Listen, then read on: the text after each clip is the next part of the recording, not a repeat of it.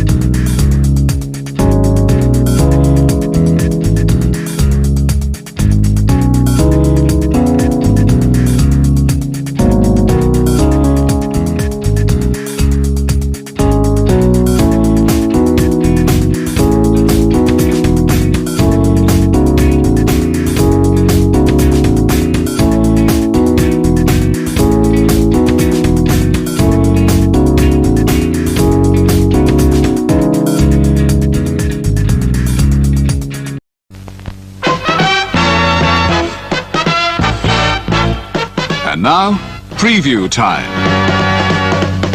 So let's take a look at what's coming your way.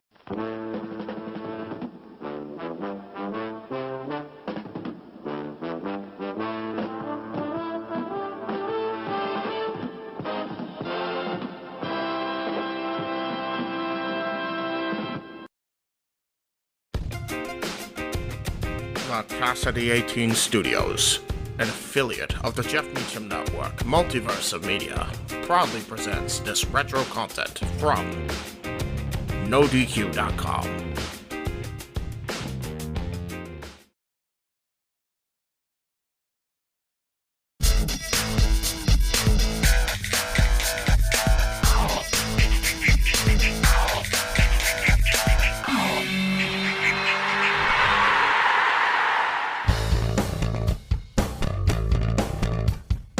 Hello everyone, this is Jeff Meacham here. Thank you for tuning in to Talk Wrestling here on NoDQ.com and MySpace and YouTube.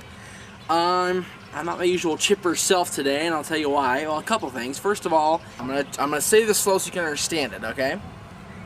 I know reading's a hard concept for many of you out there. Not Aaron has posted it. Leave. I've posted it. Questions. I've said it. And questions go to myspace.com/Jeff Meacham, my inbox only, the JD Meach1, MEACH, the number 1, JD Meach1 at yahoo.com. YouTube, JD Meach1 at yahoo.com. Comment, or my MySpace inbox. Board, okay? Please. I would go on my knees, but I'm in a park and there's sand and it's gross. Or, I'm not going to answer questions on my comment board. I'm not going to answer questions off the YouTube comment board. MySpace. If you're putting questions there, expecting them to get answered, and then you watch a show and go, that fat fuck didn't answer my questions. Well, guess what? This fat fuck doesn't care. Comment. Put the questions where they belong. Board. Seriously. Okay. Alright, this is from Chris. He wants to know why WWE is still using the spinner belt even though John Cena is no longer champion. Well, if you notice, the belt doesn't spin anymore. The WWE stays stationary. So it's not just really the spinner belt anymore. But I understand what you're saying, the same style of belt. Honestly, I don't know why they didn't go back to the traditional belt when Randy Orton was champion, or now that Triple H is champion. I think they should. I like the undisputed version of the belt. I thought it was a great looking belt. I have that belt myself at home. It's a great belt. The spinner belt is more hip, I guess, and Vince likes, being modern, being hip with the times, being cool with the peeps, yo. So I guess that's why he's using it. I think that they should go back to using the traditional belt, though. I think if they're going to have a traditional champion like Triple H or Randy Orton or whoever's going to be champion, if Cena wins the belt back at Night of Champions, then by all means, they use the spinner belt. Whatever floats his boat. But if they're not going to have Cena win the belt back, then go back to the traditional title. That's just my opinion. This is from an old friend from the XMV days, Hail Shane. He's got a couple of different questions. First one is my thoughts on the announcer situation in WWE. JBL was a good color commentator, but he's moved back into the wrestling side of things. And my thoughts on Mick Foley and Mike Adamle. I thought JBL was the best announcer they had, color commentator-wise. He was. If they'd have paired up JR with JBL, that probably would have been the best announce team we've seen in a long time. JBL had to carry SmackDown when he was a SmackDown announcer because Michael Cole's terrible. I've said that forever that Michael Cole's terrible. He's ridiculous. JR and the King are a great team. They always have been. They're phenomenal. You can't go wrong with JR and the King. ECW-wise, let's talk about Mike Adamle. Not a big fan of Mike Adamle. I liked him on American Gladiators 15 years ago. Excuse me. But I'm not sure how I feel about him doing ECW. He's not very knowledgeable about wrestling. That's obvious. That's painfully obvious every week. And if it's a gimmick, if he's faking, at this point, stop it. Please stop it. WWE, tell him it's okay to know about the product. You don't have to look stupid to get over. Believe me, I look stupid and I still get over, but that's beside the point. And Mick Foley on SmackDown, Mick Foley's very knowledgeable about the business. He knows a lot about the business. He's been in the business for, 20 years, so he knows what he's talking about and all that. But I can't really get into him as an announcer. I honestly thought they had the best thing going for SmackDown when they had Michael Cole and JBL, because they complimented each other. Cole is still a dipshit, whatever. He's not very good, but he and JBL complimented each other very well. And I feel that Foley and Cole don't do that. And I feel that, Joey Styles was better on ECW than Mike Adamle, obviously. But Joey's doing his thing with WWE.com now. He's at WWE.com now. More power to him. He got a promotion. Good for him. The announcing situation in WWE, it's fair. Compared to TNA, it's great. Because TNA has two play-by-play commentators. That's it. Mike Tenay, who's phenomenal. I love Mike Tenay. He's great. But he's not a good play-by-play guy. He's a better color commentator back when Nitro used to be him and Shivani, and even though Shivani wasn't very good, and The Brain. Tenay is better in that secondary role, not the play-by-play role. And don't get me started on fucking Don West and his infomercial voice. Oh my god. If anybody needs to be shot doing wrestling besides you people being forced to watch this show, it's Don West. Seriously. Levy Payne wants to know my thoughts on One Night Stand, which is traditionally the Extreme Rules pay-per-view, excluding the ECW champion. Was Kane on One Night Stand? He wasn't. That's right. Huh. I don't know why. That's a very good question. You would think the Extreme champion would be on the Extreme pay-per-view in some sort of match. But they had the match to determine the number one contender for the ECW title, the Singapore Kane match, which Big Show won. Paid a price for it, though. Did you see his eye? That was ugly. I haven't seen an eye that ugly since I got a sunburn really bad when I was like 5. My eye swelled like this big. It swelled shut. It was horrible. I couldn't see out of this eye for like 3 days. That was ugly. But Big Show's eye was just as ugly because he had a big old gash over his eye and then his eye swelled up. That's fucked up. Steel steps to the eye is not fun. Do not, they say it all the time, do not try this at home. There's an example right there. That wasn't supposed to happen. Morrison took out his knee, he fell into the steps and busted himself open. That's fucked up. A couple of questions from Jeff Atwood. Should WWE or TNA hire former WCW star Alex Wright?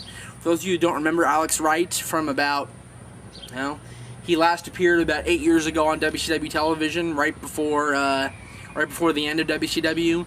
The Wonder Kid, Das Wonder Kid, whatever you want to call him. He's the one that did the dance where he went like this and went back and forth, kind of, like that. He teamed with Disco Inferno for a while. He was television champion. He was cruiserweight champion. He was world tag team champion with Disco. To my knowledge, he's in Nuremberg, Germany, as a fitness instructor and a banker.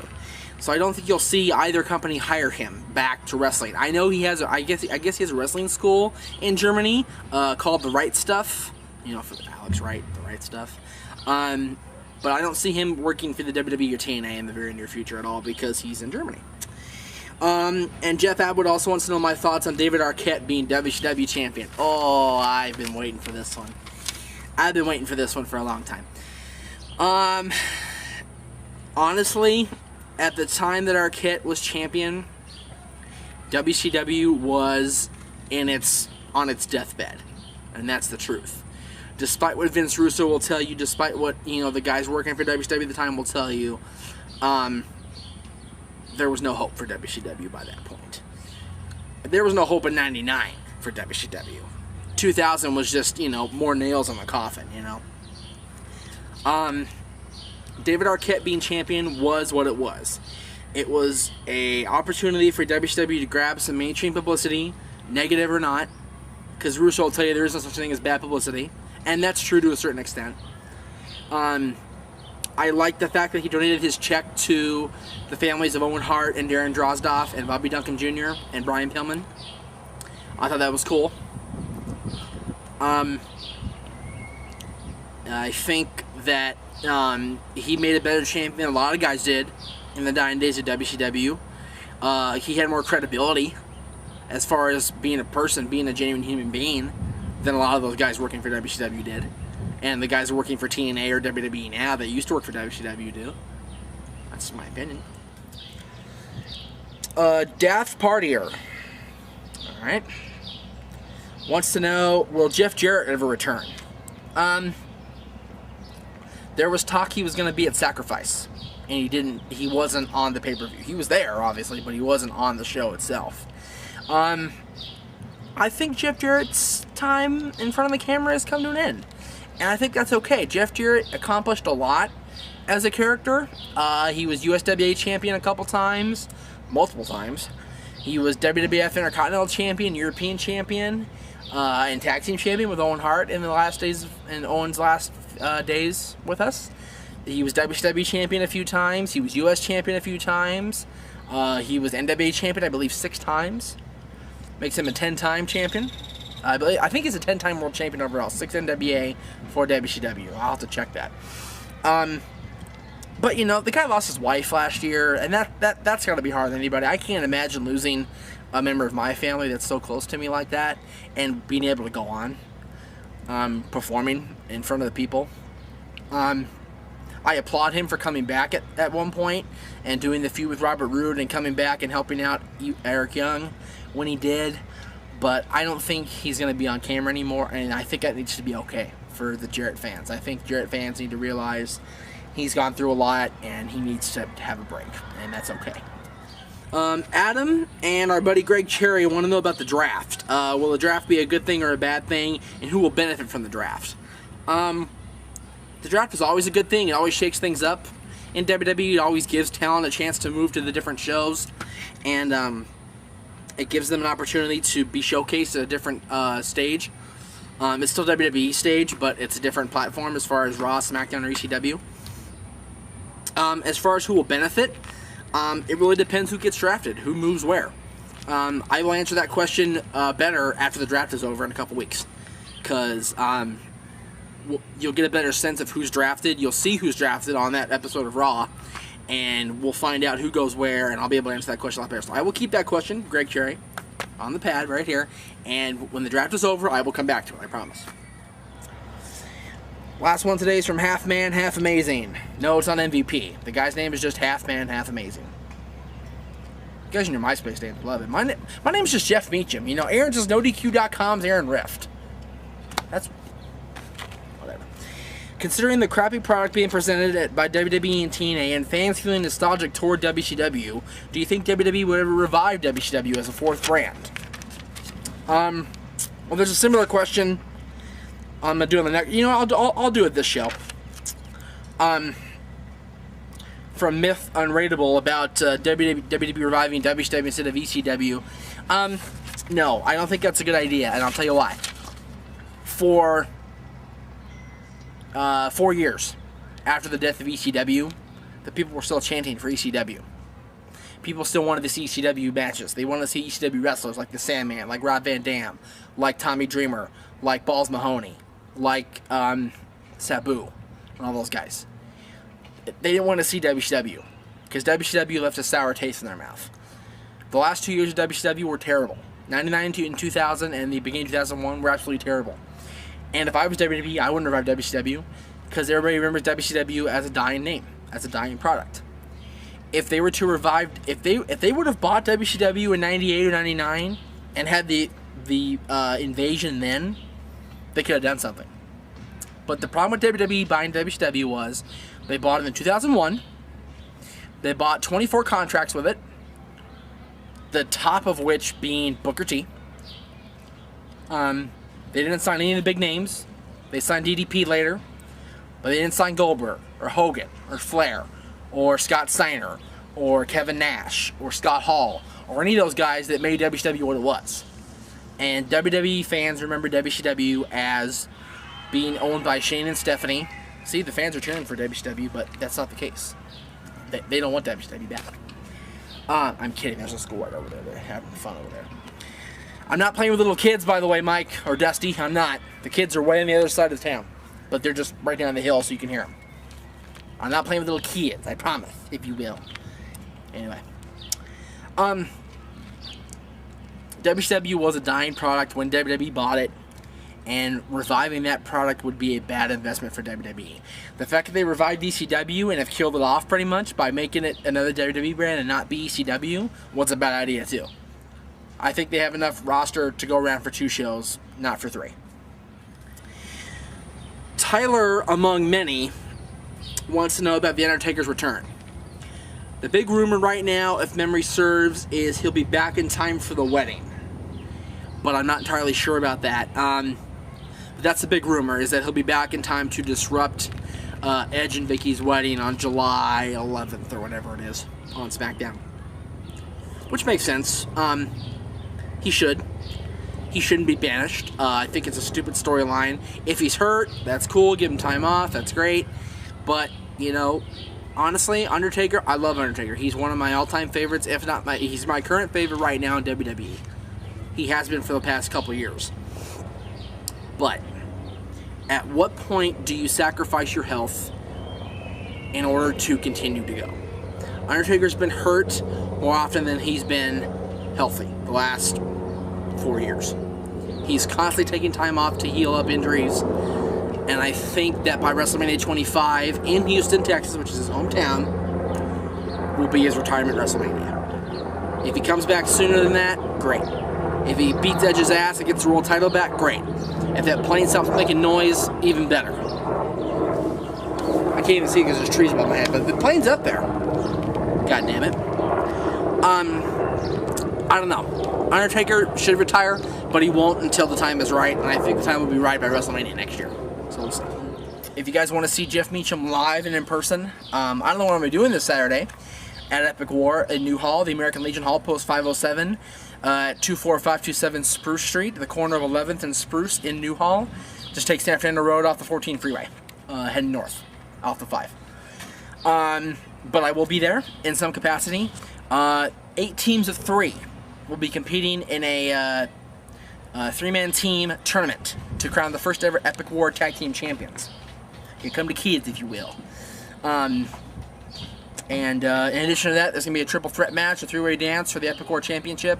Johnny Suave, Marcus Wright, and Less Than Perfect LTP will be competing.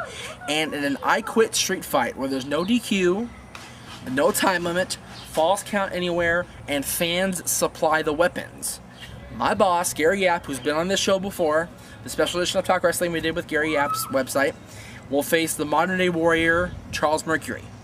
I expect a lot of blood, I expect a lot of gore, I expect a lot of hurt bones and skin and everything being very bad for Gary and Charles.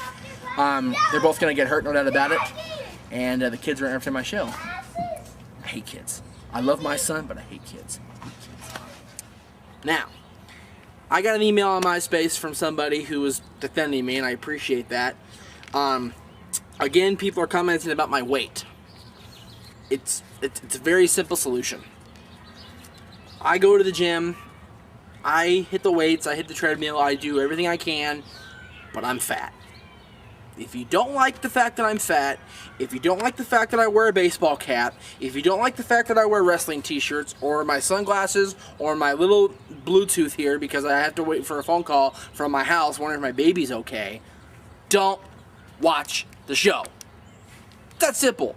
You don't like me, nobody's sitting there with a gun to your head saying you will watch Talk Wrestling, or I will blow your head off. No. Nobody's doing that to you, I promise. And if there are, let me know, and I will handle it with the proper authorities. Let me know if you're being held hostage watching this show, because that's against the law, people. Otherwise, shut the fuck up and either keep watching or don't. Thank you. That's it for this show. I hope you enjoyed it. If you didn't, don't watch again. It's as simple as that. I said at the top of the show, and I meant it. You guys don't like the fact that I'm fat. You guys don't like the fact that I'm, wearing a baseball cap, or wearing my stupid little Bluetooth, or wearing my sunglasses, or wearing wrestling shirts. Nobody's forced you to watch.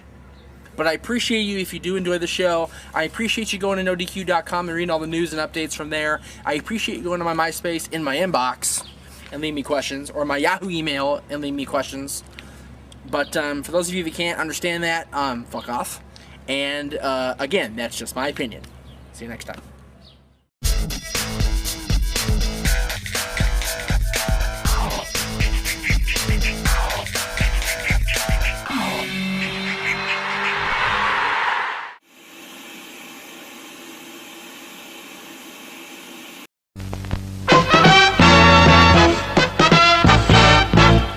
And now, preview time. So let's take a look at what's coming your way.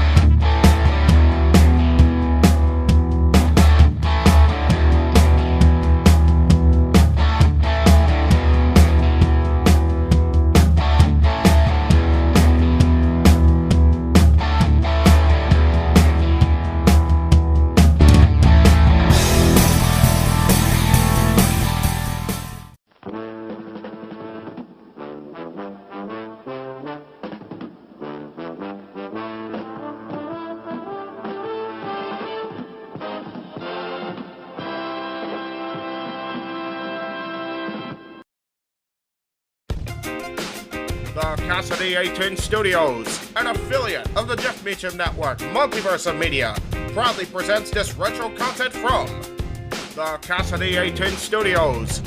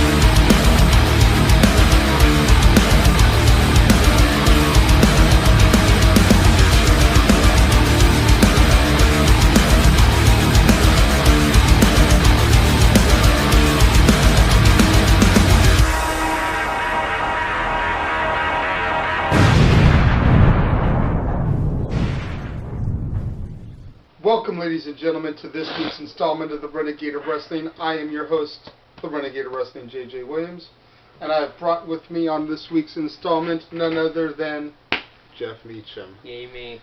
Now, it's probably about 11:20 here, Pacific Standard Time, Monday night. We just give or take an hour.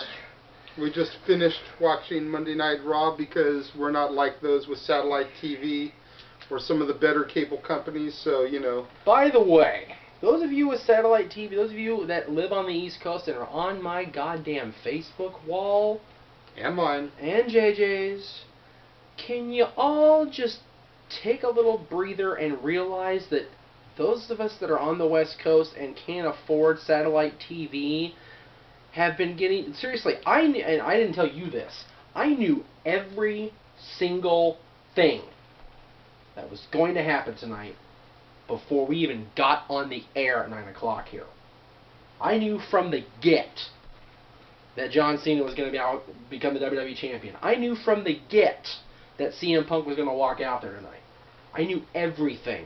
Of course, I knew about Punk because of another source. Yeah, but, I knew about half of those things. Yeah. I knew that Rey Mysterio was going to be WWE Champion. Oh, God. I knew that Jim Ross was coming back. Which is good. I knew that John Morrison was coming back.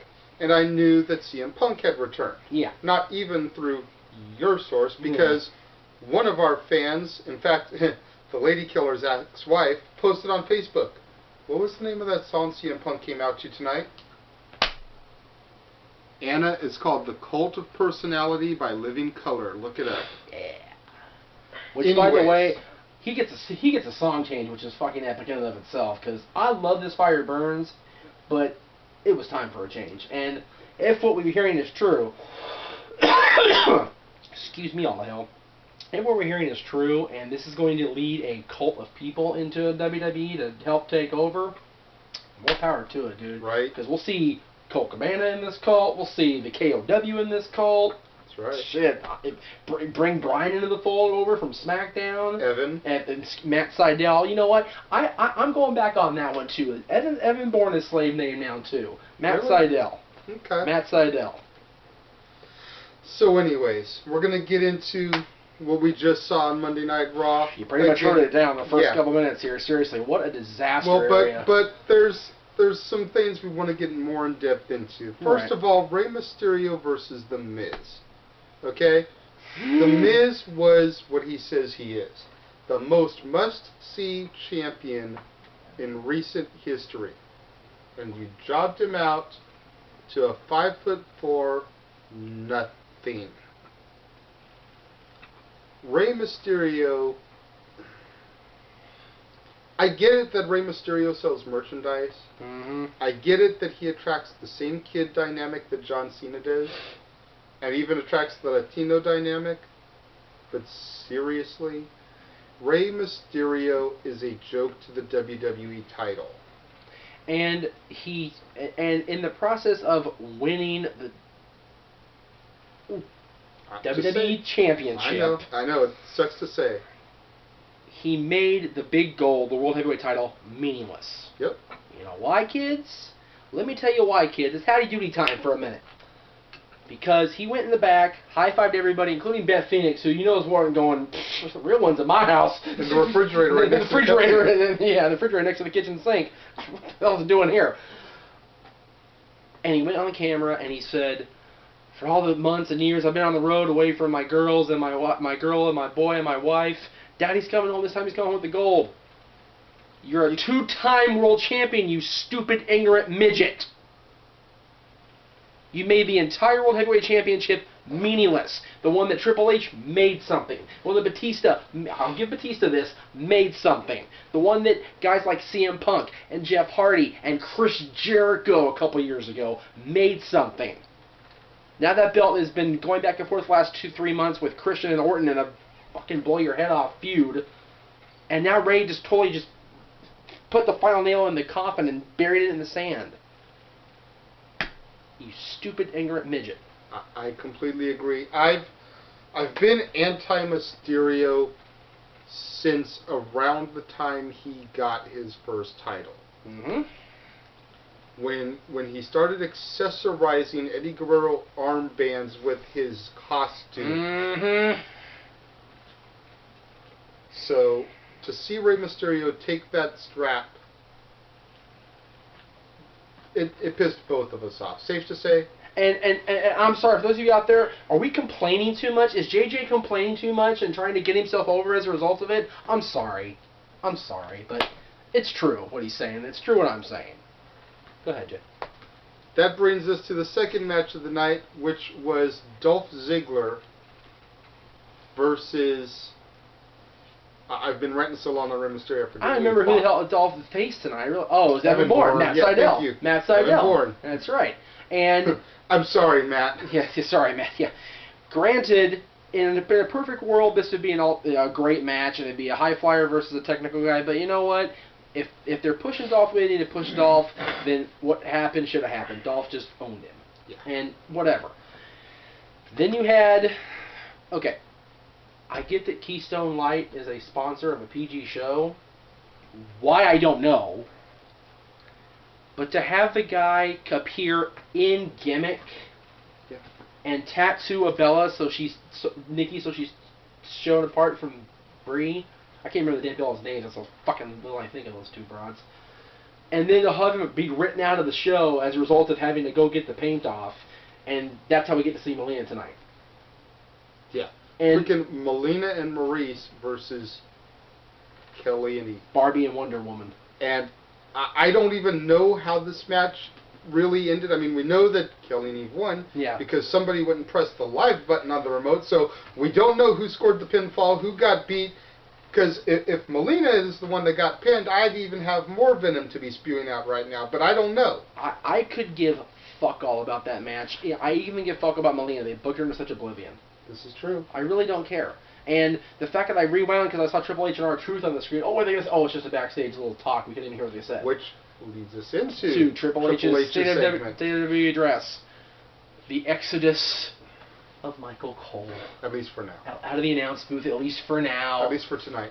Jeffy's heart got about a size bigger because it had grown 3 sizes too small in Grinch State when that little midget won the championship. But it started to pop out of its bubble a little bit when Michael Cole not only had to leave the announce booth, but had to get into wrestling gear and get beat by the guy we're going to talk about in a minute. But hold on, who did he have to leave the announce booth for? That should have made your heart grow a little bit even bigger. Honestly, Jim Ross's return to the announce position. Yes. Next to Jerry the King Lawler, where he belongs. Now, if only we can get Taz to get away from TNA for a minute and go back to SmackDown. I'll even tolerate Cole on SmackDown if he's with Taz. Or JBL. Cole and JBL wasn't horrible. That's the thing. Cole and everybody wasn't horrible, except the King didn't want to carry his stupid ass. So, whatever. And rightfully so. I mean, Jerry Lawler has been doing this for how long? Since 1992. If the color commentator has to carry the play-by-play guy, there's a problem. That's fail. And the fact is, Cole has been so bad, but his color commentators have been willing to play a dynamic where they've picked up the slack, so to speak. I yearn for the days of the coach, seriously. I'm almost... And you know what? When I heard Joey Styles was coming back to announce it, I was like, yeah! Oh, it's not Superstars. Of course it is. It's the internet show. Yeah. Joey Styles runs the internet, basically. Yeah, Joey Styles calls the Beth Phoenix and Natalya match. Or the Beth Phoenix-Gail Kim match. Or whatever match we want to see out of the girls. Yeah. From there...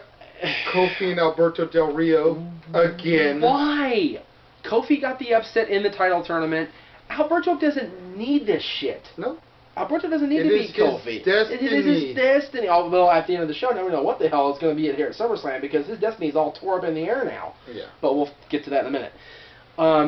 From there, I think Michael Cole versus Zack Ryder. We finally got Zack Ryder on the Monday Night Raw, and it wasn't just a split second with the Nexus. It was an actual match. Yes, with a T-shirt. With a T-shirt which and a I headband. will be buying. Yes.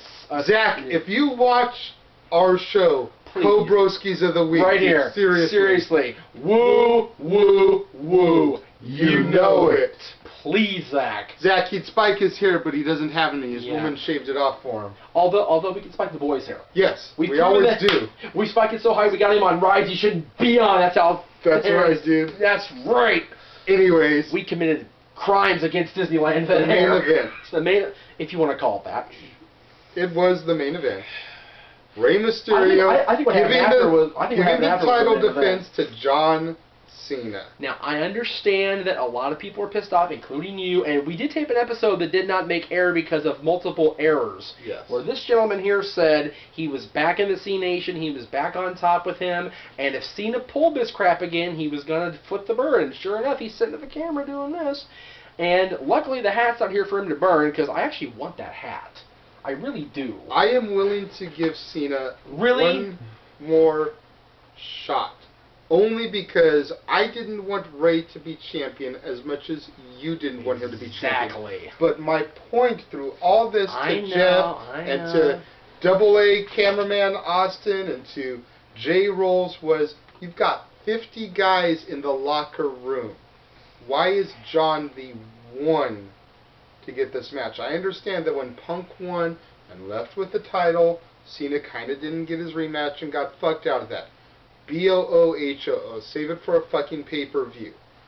Give the match to a Drew McIntyre, a Dolph Ziggler, a Kofi Kingston, a Miz, an A-Rai, a somebody other than John Cena. The reason they did this is because of what happened when John was celebrating. The music hits, and here he comes in that white shirt that's selling for $600 on eBay. And I'm telling you, if that shirt is on Shop Zone, you bastards that paid $600 on eBay are gonna feel fucking dumb. I'm gonna go through and find those auctions that are past due and find usernames and emails. I'm gonna email every one of them dumb motherfuckers and go, ha! When I get my I got my shirt for $25.95 plus shipping and handling. That's right. And we will wear them to SummerSlam. With pride. With pride. And the fact is, Punk's not a VIP. Nope. If they don't add him as a VIP, we will get him for $25. Maybe. CM Punk has not done an autograph signing the last 2 SummerSlams.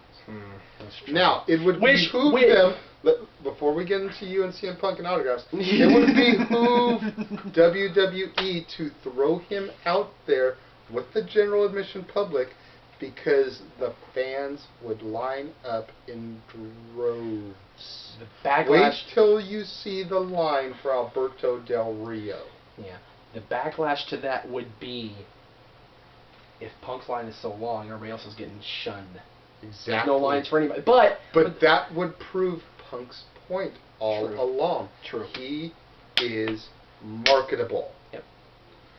I think that about says it for this episode of Renegade, but I know you had something you wanted to get off your chest. That's okay. You know what? I will save that for a video all its own. Really? Because you got a couple minutes. I will step off if you want to handle this. I want this to be able to have as long as I need. Fair enough. So it looks like they're going to go into part 2. So no, part 2. Let's stay on its own. Okay. 10 out of 10. It'll be on the Renegade YouTube. Yes. It'll be with dads and Renegade and the party conversations. Fair enough. However you want to handle it. All right. So for this week, Renegade of Wrestling, I am your host. Thank you, Jeff, for venting and getting your frustrations out. I love you, will people. See you next week.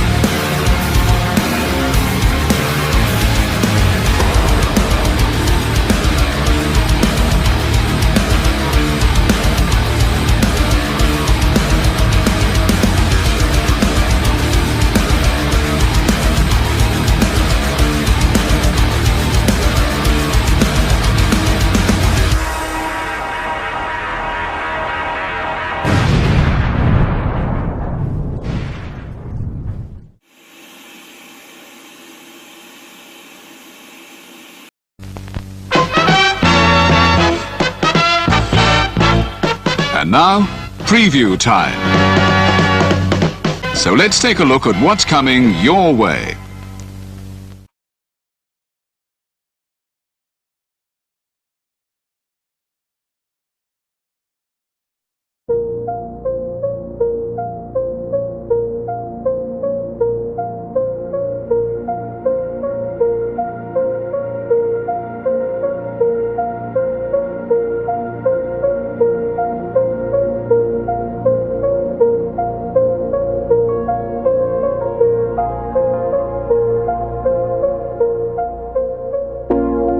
It's out of my hands, but I'm still in control.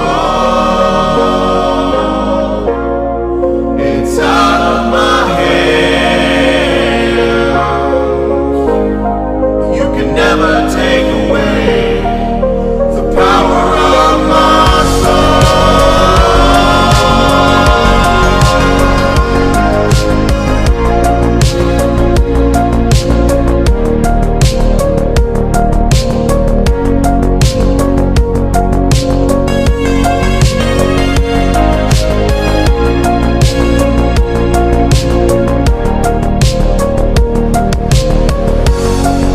It's out of my hands,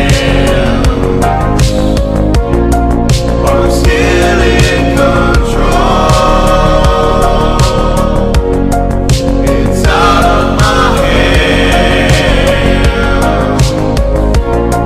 You can never take away the power of my soul.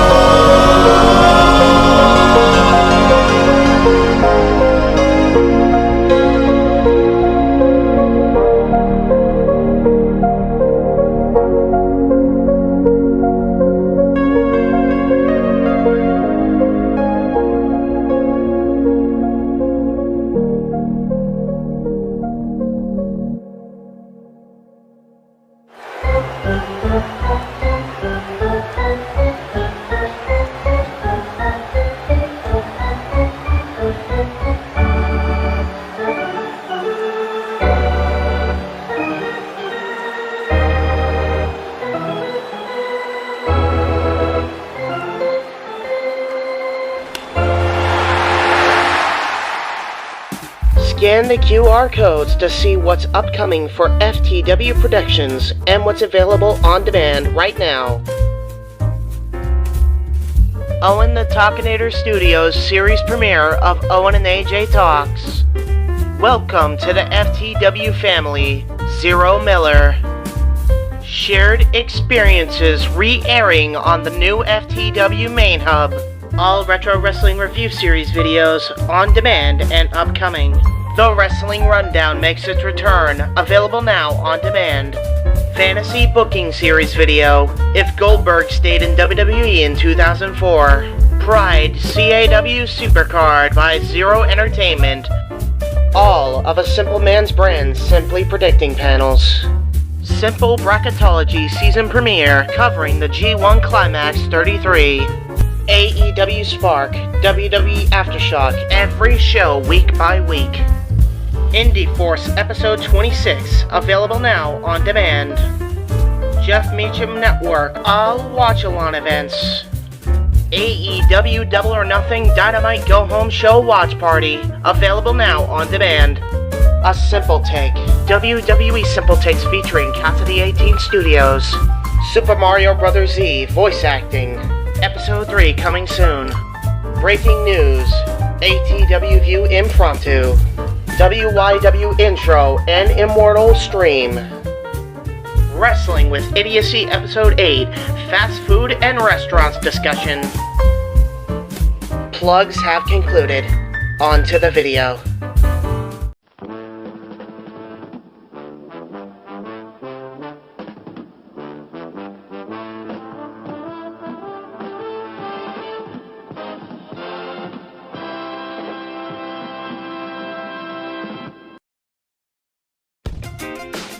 The Casa D18 Studios, an affiliate of the Jeff Meacham Network, Multiverse of Media, proudly presents this retro content from the Casa D18 Studios.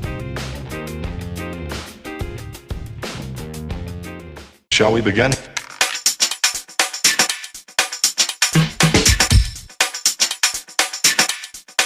Let's begin now.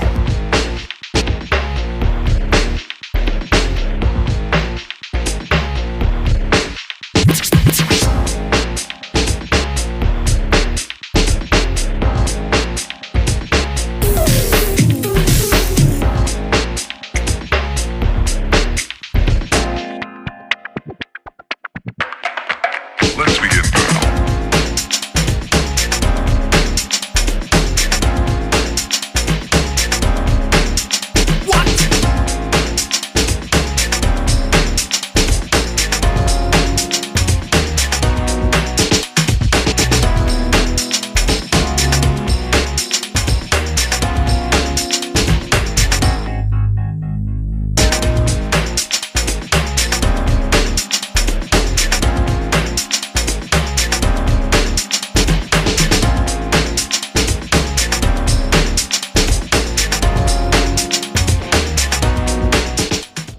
Hello, YouTube fans. Welcome to episode number 14 of Double Down with Double A.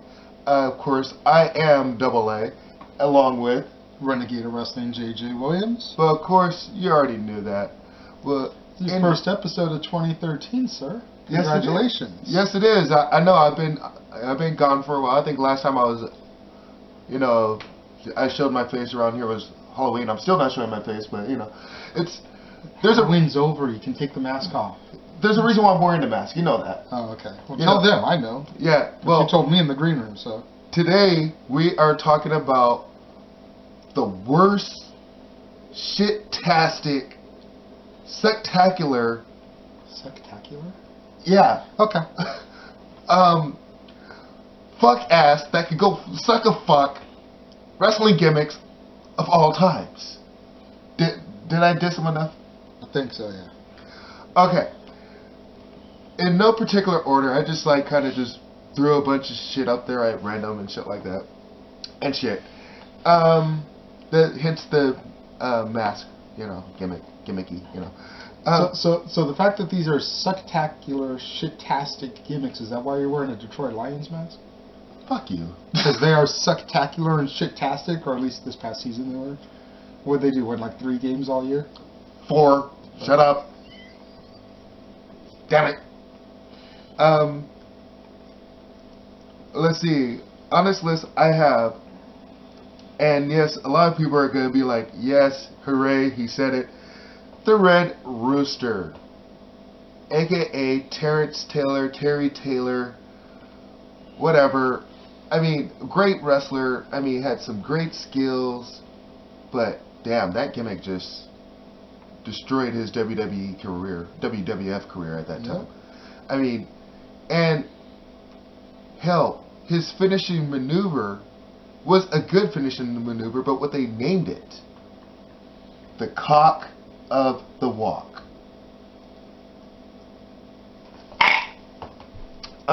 Next on this list is Max Moon. ASA, where's the entrance? I knew you was going there with that one. Yeah, aka Conan from WCW. I mean, he would go to the ring, then jet propel himself into the ring with a jetpack. Dumb. Just, yeah. Next, another good wrestler, but the gimmick sucked. You know, it was, oh, I understood it, but yeah, it was, she said I was cute. It's the guy Billy Gooker. Órale, ese, arriba la raza. Yeah, I mean, actually, then they decided to bring him back for the Gimmicks Battle Royal. Yeah, should have left it alone at Survivor Series. Next is the Shockmaster, or any stupid ass, any fucking gimmick that Fred Ottman played. Tugboat, Typhoon, Super Shockmaster. Super Shockmaster? Then he was also Super Shockmaster. I was reading up on it. Yeah. Yeah. See, I'm going to argue you on Typhoon, because the natural disasters were badass. It was a badass Earthquake thing. and Typhoon were badass. So, I'd argue you on Typhoon, but I'll give you Tugboat, I'll give you Shockmaster. Touche. Next on my list, I have the Goon. Don't ask me who played that gimmick because I can't remember. It was stupid. The guy, you know, had hockey skates for wrestling boots, came out wearing a hockey uniform, and he used to check people against the ring like he was checking people against the boards, and this fucking mask is coming off. It was Barney William Irwin, a.k.a. Wild Bill Irwin. Or Super Destroyer #1. Okay. God bless laptops in our lap. I mean, seriously, Yeah. I can look this shit up right here, right now. Hence the reason why they're called laptops. Next on my list is the Berserker.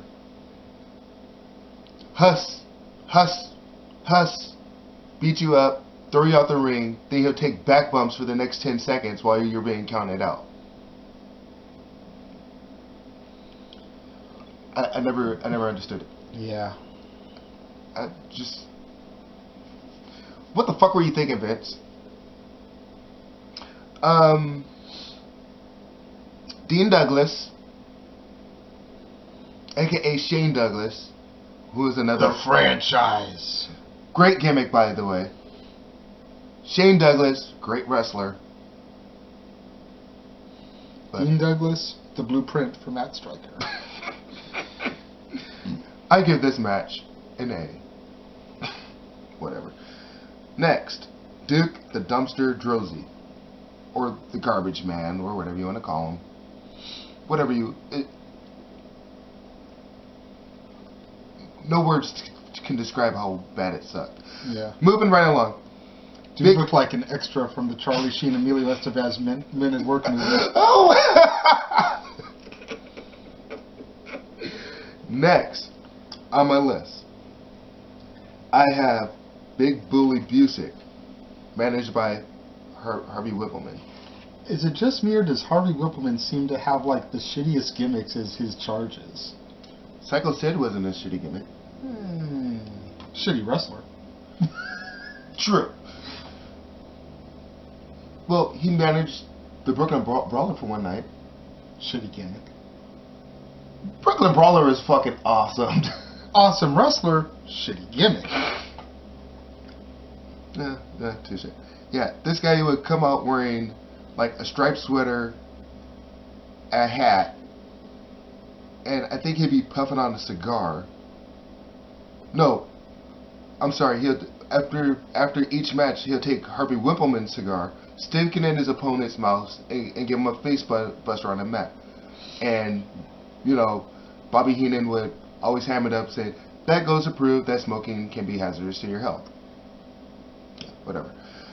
Last but not least on my top 10, and I'm sorry, Glacier Sub-Zero wins. Flawless Victory. Finish him. Fatality.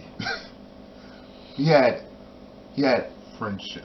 He had Snow White contact lenses and looked exactly like what the Renegade was talking about. Fucking Sub-Zero from Mortal Kombat. I was just waiting for a dude to tag up with him dressed in yellow Scorpion. And then if you really wanted to go there and have a stable, you could have had the one in green have Reptile and the one in gray Smoke. Then you also have Noob Smoke too. In the later... you have a freaking, then, stable. Or wait, then you have some Liu Kang looking guy. I was just going for the ninjas, for Mortal Kombat. Honorable mentions I got on here. But if they left Smoke off and just kept it, Glacier, Sub-Zero, Scorpion, and Reptile, then you could have had the 3 ninjas. 3 ninjas kick back. High Noon and Mega Mountain. Brother! Then you got honorable mentions. I have Repo Man. Okay. Smash. You should have stayed with Smash. I'm just going to leave it at that. Barry Darso. Yeah. Next, Skinner. And just to prove that Skinner has a great mindset for the business and was a good worker, he's the head, I don't know if you know this, of FCW, Florida Championship Wrestling, their developmental territory. He is the day-to-day operations guy and head trainer for FCW. Get the fuck out. Dusty Rhodes is on the payroll down in FCW. Ricky Steamboat works with the guys. I knew about those. Steve Kern is the head. Basically what Jim Cornette was in OVW, Steve Kern is for FCW. Next, any pre-Kane gimmick. Okay. Dr. Isaac Yankum, DDS, the fake Diesel, Doomsday, Unabomb. Christmas Creature. Yeah, Christmas Creature. Yeah. Yeah, Christmas Creature. Ho, ho, ho, bitches. Yeah. And the funny thing is, I think all these were transitional gimmicks to get over their opposing talent. Just like Kane was supposed to be. But fucking Kane blew up, so they kept that gimmick going. Yeah. But yeah, anything else? Yeah, all those just. Last but not least, I have on here, I have the Evil Undertaker. And Underfaker. Yeah, Underfaker. I mean, don't get me wrong, just the whole storyline was... But it did such great business that they redid it a few years ago with the fake Kane. Remember? And it was freaking Festus. I forgot about that. Under the mask. Before he became Festus. Yeah. It's a very interesting list. I notice a lot of WWE, a couple of WCW, but very WWE, WWF heavy. Mine is going to be a little bit of everything.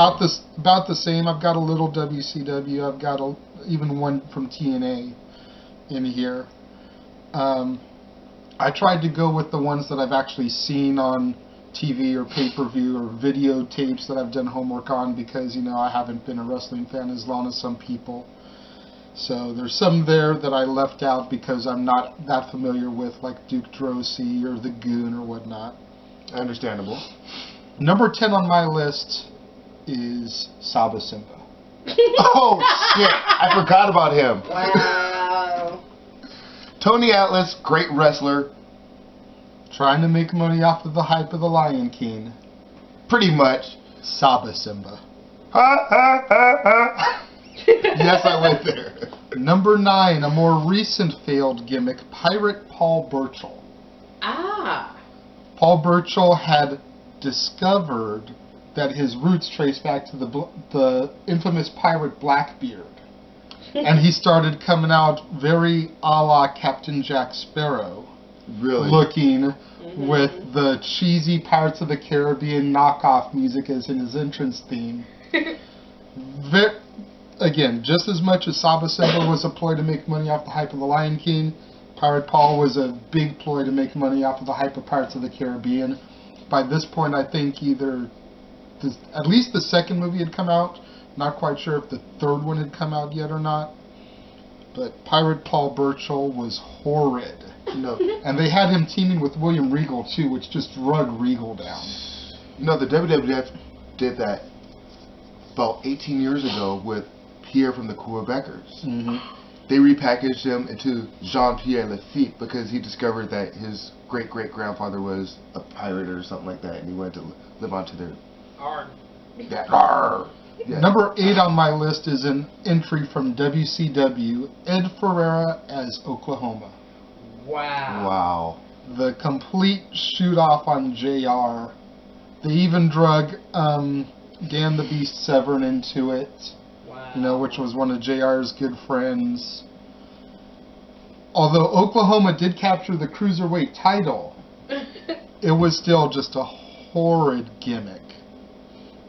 Number 7, the gimmick that died as a result of Eddie Guerrero's death, Kerwin White.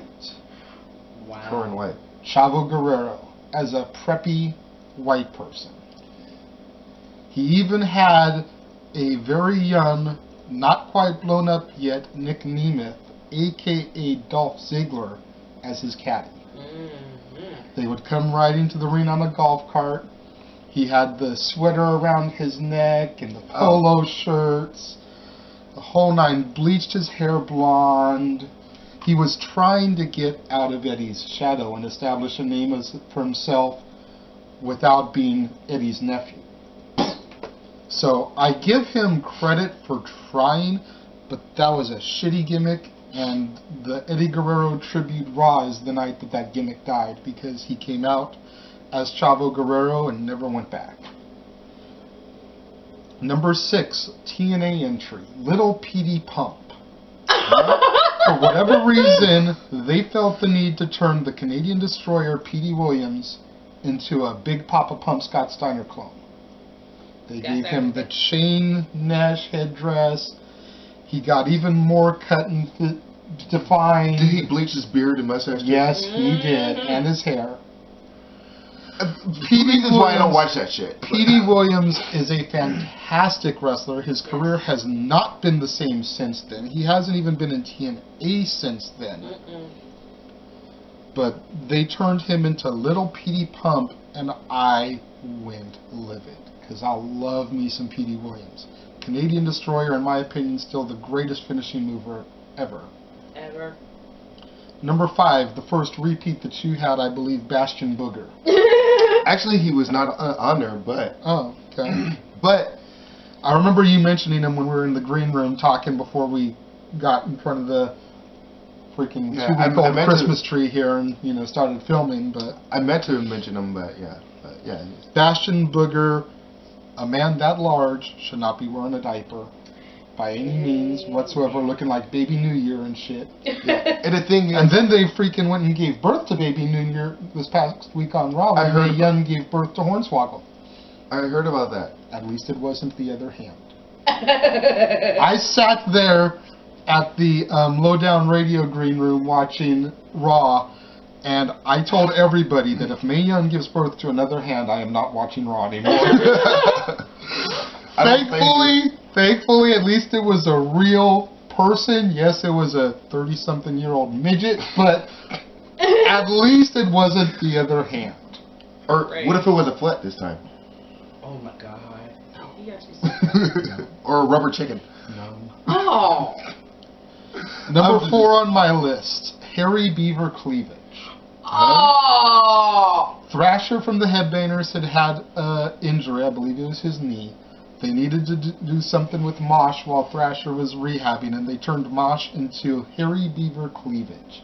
In homage to Leave It to Beaver, they shot black and white style vignettes with a bunch of sexual innuendos. Disgusting. Him asking for his mother's milk and stuff. Mm-hmm.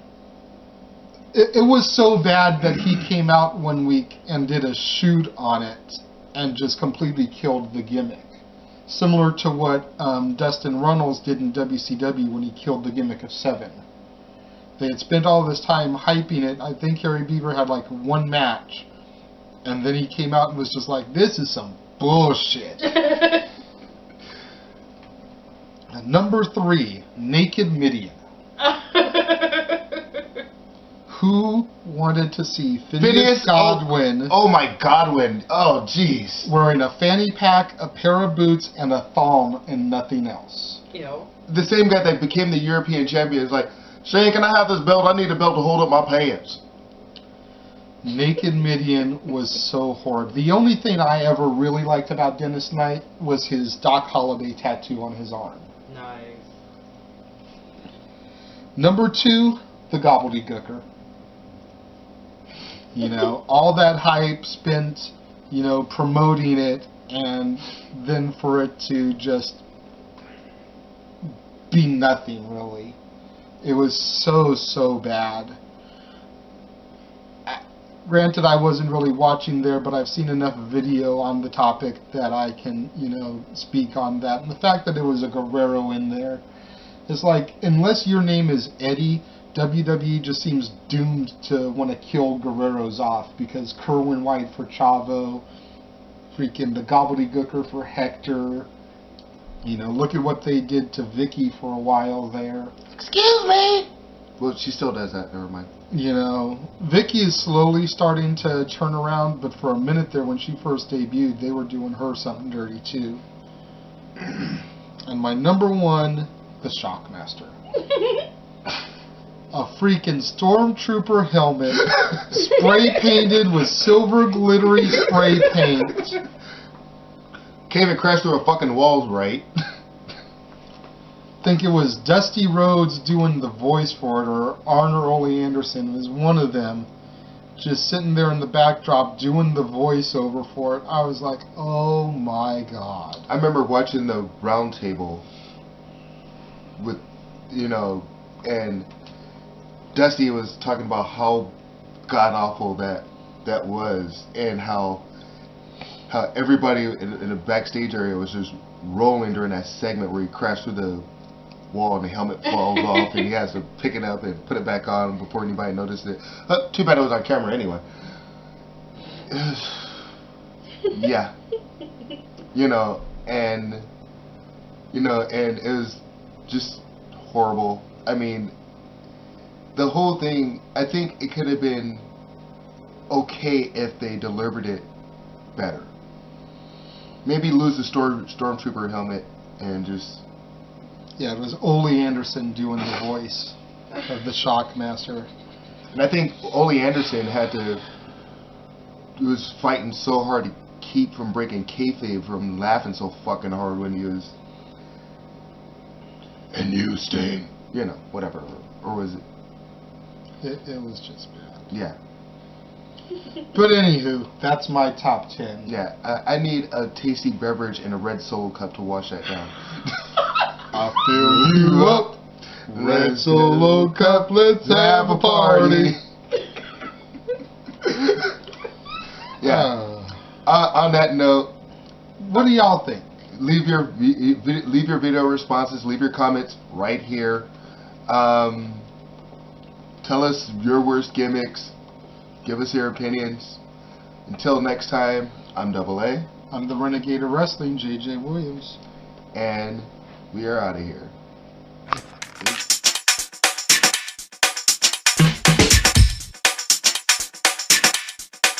Let's begin now.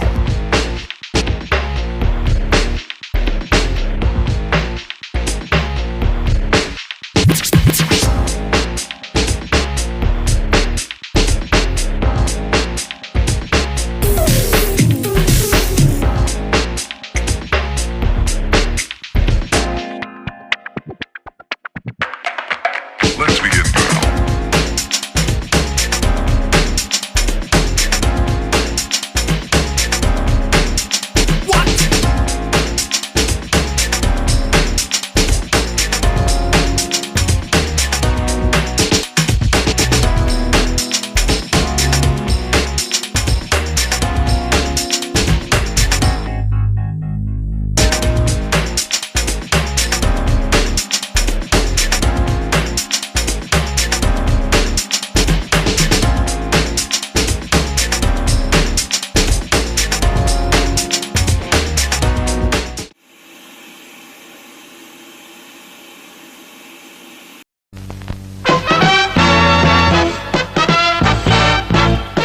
And now, preview time.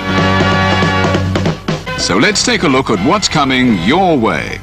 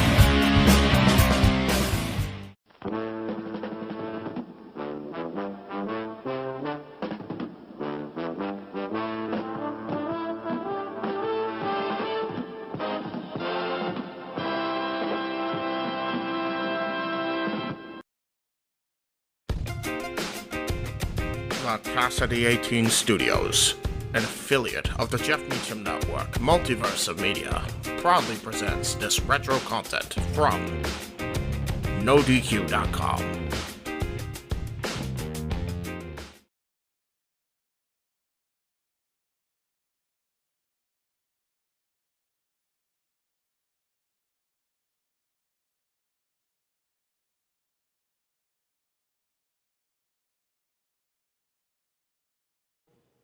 Hey everybody, welcome to NoDQ&A video here on NoDQ.com, and we got plenty of questions to answer, so let's get right down to them.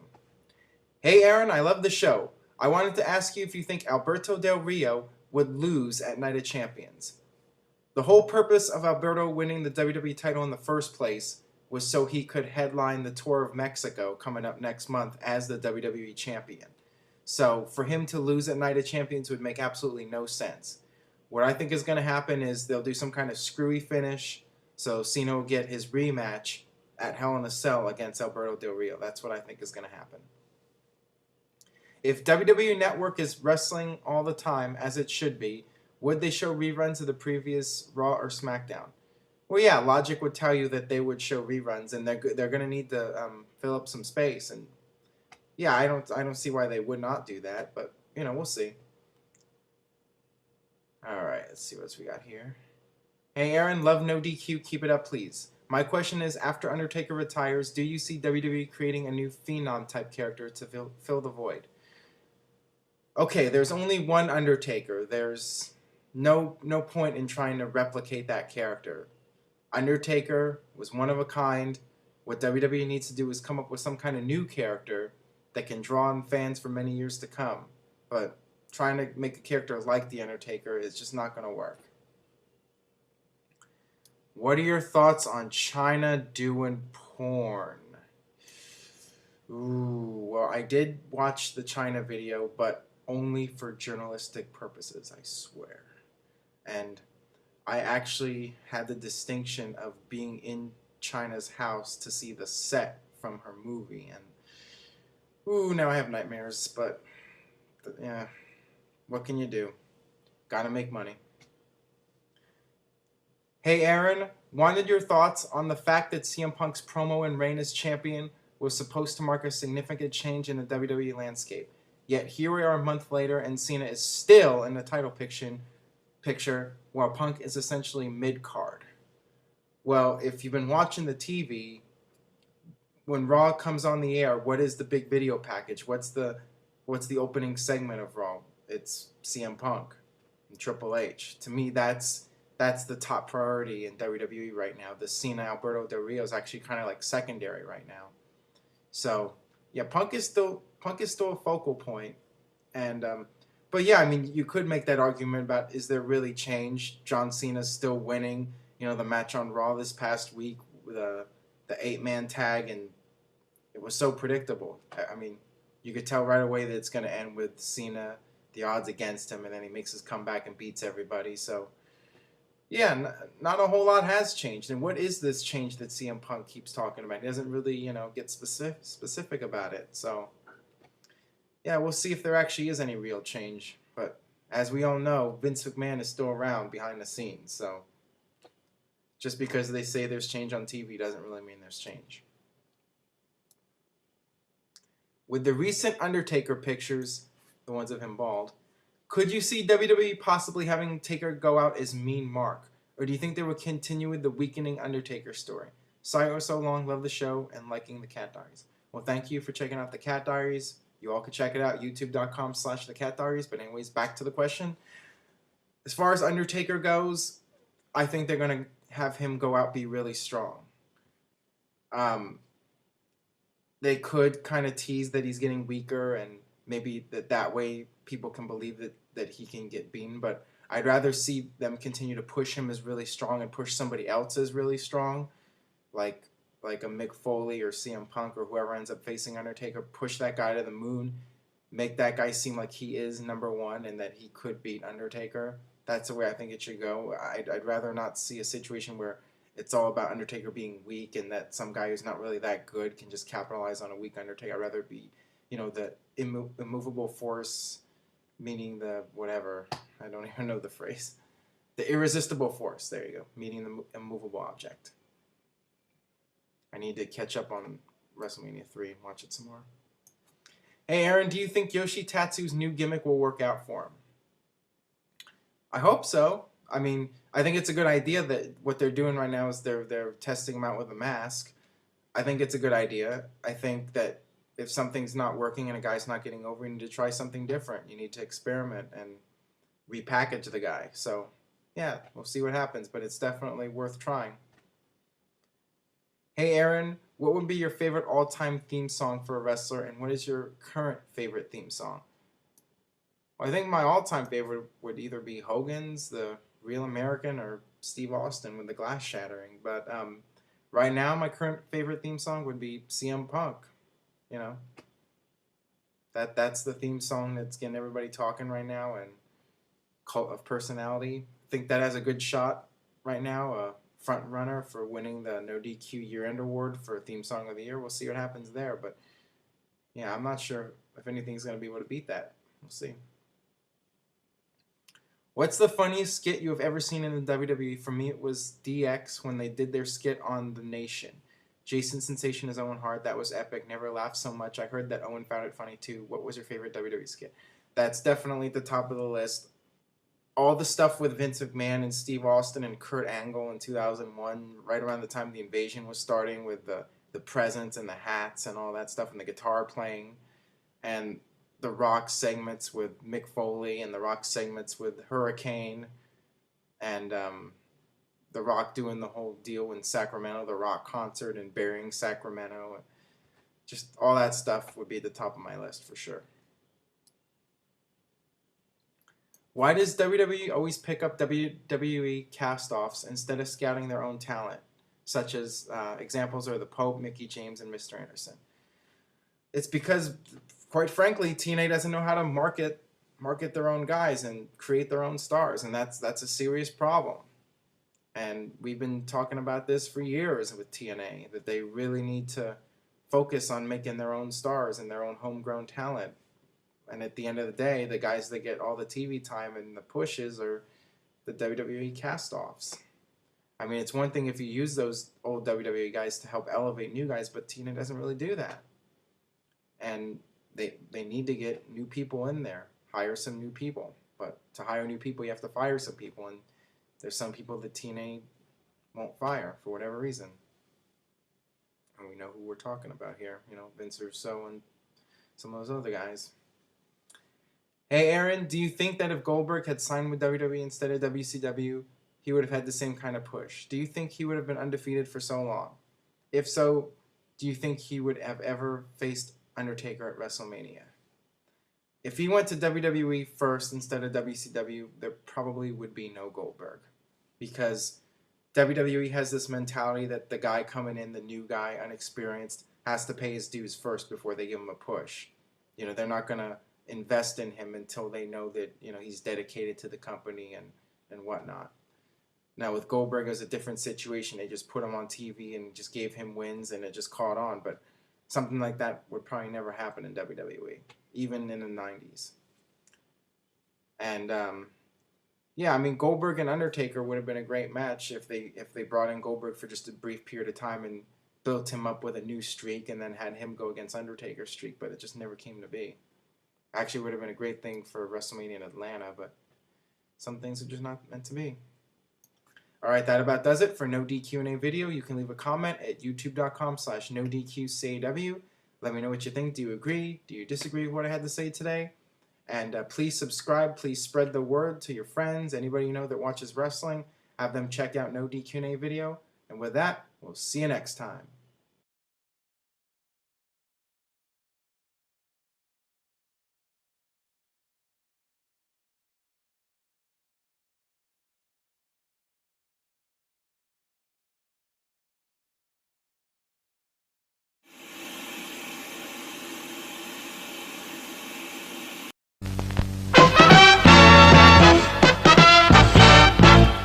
And now, preview time. So let's take a look at what's coming your way.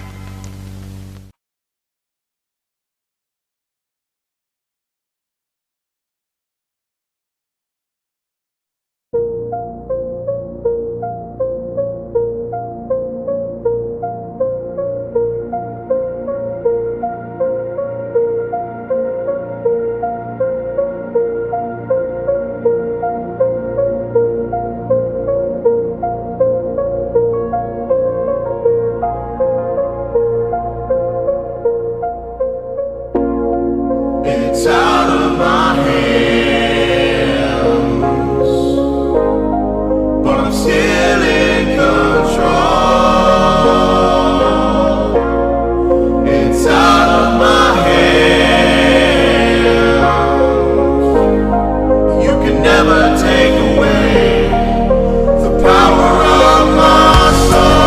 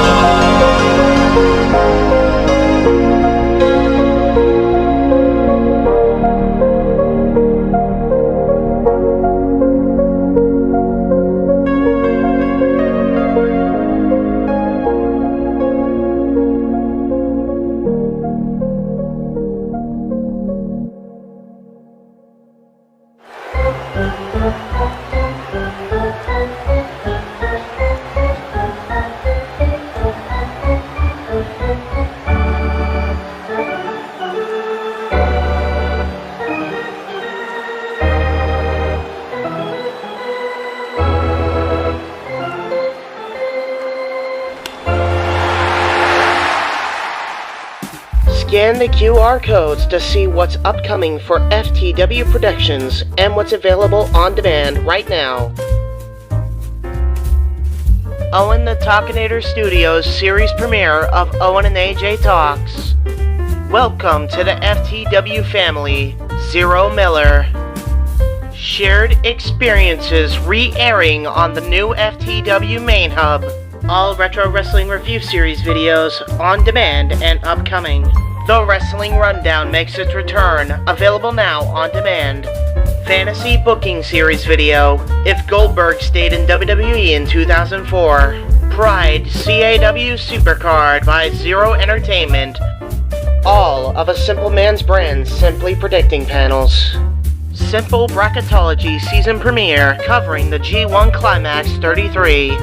AEW Spark, WWE Aftershock, every show week by week. Indy Force episode 26, available now on demand. Jeff Meacham Network, all watch-along events. AEW Double or Nothing Dynamite Go Home Show Watch Party, available now on demand. A Simple Take, WWE Simple Takes featuring Casa D18 Studios. Super Mario Bros. Z voice acting, episode 3 coming soon. Breaking news, ATW View Impromptu, WYW Intro and Immortal Stream. Wrestling with Idiocy Episode 8, Fast Food and Restaurants discussion. Plugs have concluded. On to the video.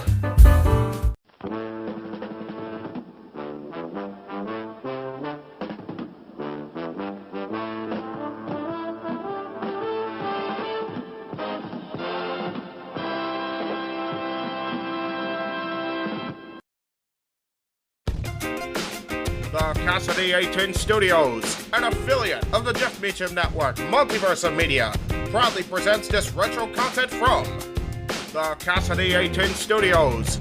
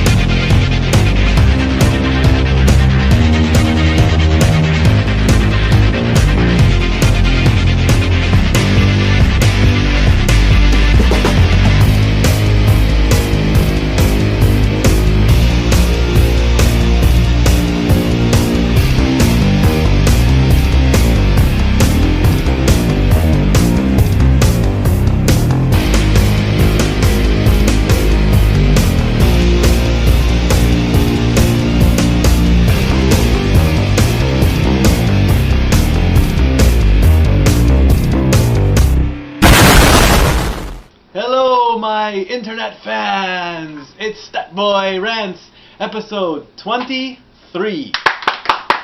Thank you to the studio audience.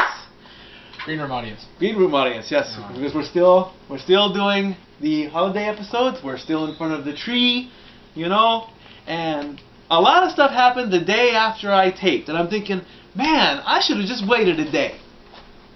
So I'm taping now on a Sunday. I should be resting today, but it's also football week. So. Christmas football. It's God's Day. That was J-Rolls, folks. That was J-Rolls over there. Yay for J-Rolls. Now, first thing, I'm rocking the Anaheim gear because you're a bandwagon hopper. That too, and that's actually not true. He's been an Angels fan for a minute. No, I've been a fan since they won the World Series. No, a little bit before then. When they were officially the Anaheim. When they were building up to their World Series championship. But anyway, if y'all haven't heard the news, former St. Louis Cardinal, this team right here, the St. Louis Cardinals, that just won the World Series last season. Because they're the business. They roped Albert Pujols to the Angels for 10 years at the whopping price tag of $254 million. Talking $25 million a year. That's the business. They also signed C.J. Wilson for $75 million. Folks, that's $325 million. If that's what it takes to bring the World Series trophy home to the Angels, then go for it. But damn, that's a lot. That's a Powerball jackpot, folks.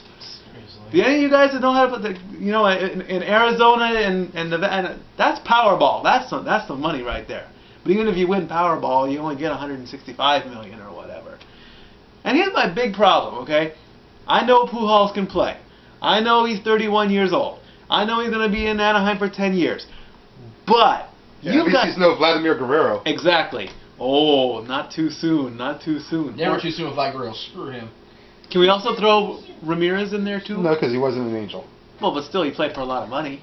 He But wasn't anyway, an Angel. Pujols, buddy boy, you gotta, you just won the ring, man. You got your World Series ring. You got a title to defend. You should see. I think you should have stuck with St. Louis. Now, hopefully, when I go to an Angels game next season, which I hopefully will do anyway, I don't want to see him choke. I don't want to see him screw up, and then everyone's gonna say, "God, we spent $254 million on this guy." It's very similar to the presidential elections. You can't expect a complete turnaround in a year. Just like people are expecting, Barack Obama to change the world in 4 years, and then come next year they'll be like, "Hey, I'm done enough. Vote him out." Can't do that. I think Obama's going to get reelected because I think he will too, but Here's my reason: the Republicans can't get their heads together. Well, one guy got his head together, and that's what got him in trouble. Hey! Hello! Herman Cain. Honestly, Herman Cain, I think he was trying to be just like Obama. He figured, why not have two back-to-back black presidents? I'm not racist. You want me to be PC? Back-to-back African-American presidents. They call themselves black. Is that what you want me to say, folks? Because I wouldn't be surprised if somebody in the comment box, "Well, I'm African-American, I'm not black. Well, I'm black, I'm not African-American." And then someone drops the N-bomb in my comment box. That'll be good. I like that. I like that. Also, yesterday was UFC 140. Boo. Okay, fine. Yesterday was Wild World.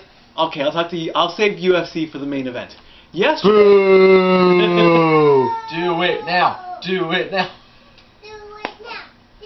Check out this cool DVD. Yay! This is the Wild Wrestling Into the Wild Volume 1, World Independent Ladies Division. And on the back here, we have a match from May 22nd, 2010, Chloe versus Crazy Kiara Dillon. It's going to take you all to read the whole thing, dude. Just give me the synopsis. It's... Skip to the bottom half. Get to the bottom half. No! Okay. No? Where it says Amanda versus Lucky O'Shea, April 22nd, 2010. That was the rematch they had, yes. Yeah. But Wild is a cool promotion. I got to see a match on YouTube. I didn't make it to the show yesterday. I made it right in time for the main event. Why didn't you make it, Mike? Because I was watching UFC. Boo! It's not my fault. This is a wrestling channel. No, this is You're talking about wrestling on this channel. Wrestling, boxing, MMA, sports. I touch all subjects. I could go somewhere on Did that. you say which one you're touching them? Well, maybe. Do these subjects touch you back? Whoa. Well, no. If they're guys, hell no. I wouldn't touch the hell no. But anyway. Oh my God. That's in 2 weeks. That's at the first of the year. Oh my God, in 2 weeks. What if you're Mark Henry and you don't know any better until it's too late? Ooh. Anyway, let me plug this DVD. This is a cool DVD. You should get it. Mr. Jeff Meacham, how do they get this DVD? Officialwild.blogspot.com. It's only $10. Perfect for a Christmas present. Yes. Stocking stuffers. If you need a Christmas present. Stocking stuffers. And let me also say, I'm not getting anything out of this. I'm helping out the family. That's right. Okay? So get this and check out Wild. I got to meet Winter and... This is not a paid celebrity endorsement. No, this is a real opinion on the product. I am not even a paid celebrity. You think I'm getting paid for this? But I'm not. Anyway, but I got to meet Winter last night. She's very, very cool and all that. What are you doing? I'm laying over here to make sure I'm out of the shot. Oh. You didn't even know who she was. But that was so loud in the arena. Their ring was one of the loudest rings I've ever heard. They had no padding. It was all plywood. Yep. And apparently it was the same ring that James Morgan broke his collarbone in. Yes, it was. But apparently Mikey O'Shea? Yeah. Mikey O'Shea. Thought it was the most comfortable ring on the wall. Well, to be fair, he's got padding lying on in the first place. Oh! I love Mikey, but this is what it is. I love it. Every time they bring up Mikey, I think they're talking about me. But they're not. Yeah, Mikey. Because nobody cares about you. Oh! Hey, I helped this channel out. Nobody cares. I help out. Love you, Mikey. Damn right. I care. But anyway, Love you, Mikey. And we like Mikey O'Shea Callahan more. Oh. And of course, he comes to shows. ECW. Yeah, he actually comes and hangs out with us. ECW superstar New Jack was there too last night. Briefly for like who knows how long. He came out. Basically, what happened was he came out after the main event, kicked some ass, got on the mic, and I guess the Y said he couldn't swear. Basically. What? That's like telling a. What's a good analogy? Where I wouldn't cuss drunk. Okay, let's see. We need a good analogy there. Y'all know I can't come from Hold on. Telling New Jack he can't swear is like telling. Is like Mark McGuire hitting 62 home runs without using steroids. Oh. That's his own city. He done said it. Analogies by Renegade on Statboy Rants. Hashtag Statboy approved. Hashtag Statboy approved. There you go. Hashtag kayfabe. Yeah. And then after that, what was really nice, after he got on the mic, he asked for all the kids to get into the ring, and that was cool. Dylan over here, he was the first one to get in. Thanks to a little help from Uncle Statboy over here. I almost threw him in the ring. It's like, get in there, do what he's... When New Jack says something, you do it. No questions asked. Unless murder's involved. And if you don't, then you usually end up with a guitar across the head or a staple gun into your forehead. Or just filed a homicide. Yes. He's got 4 of them. How is that possible? Self-defense. Self-defense. Exactly. He is a bad A. He really is. You know, New Jack is the business. He's a bad A mofo. That's right. PG because. And apparently some hardcore kids from Southern California can't handle him. So there you go. Not too soon. What? Not too like they. What? He's gonna do it on my show. That's okay. We'll do everybody's show. We're gonna rag on him for weeks to come. Weeks to come. Kid, why didn't you show? Anywho. And now he's too busy getting right with Jesus.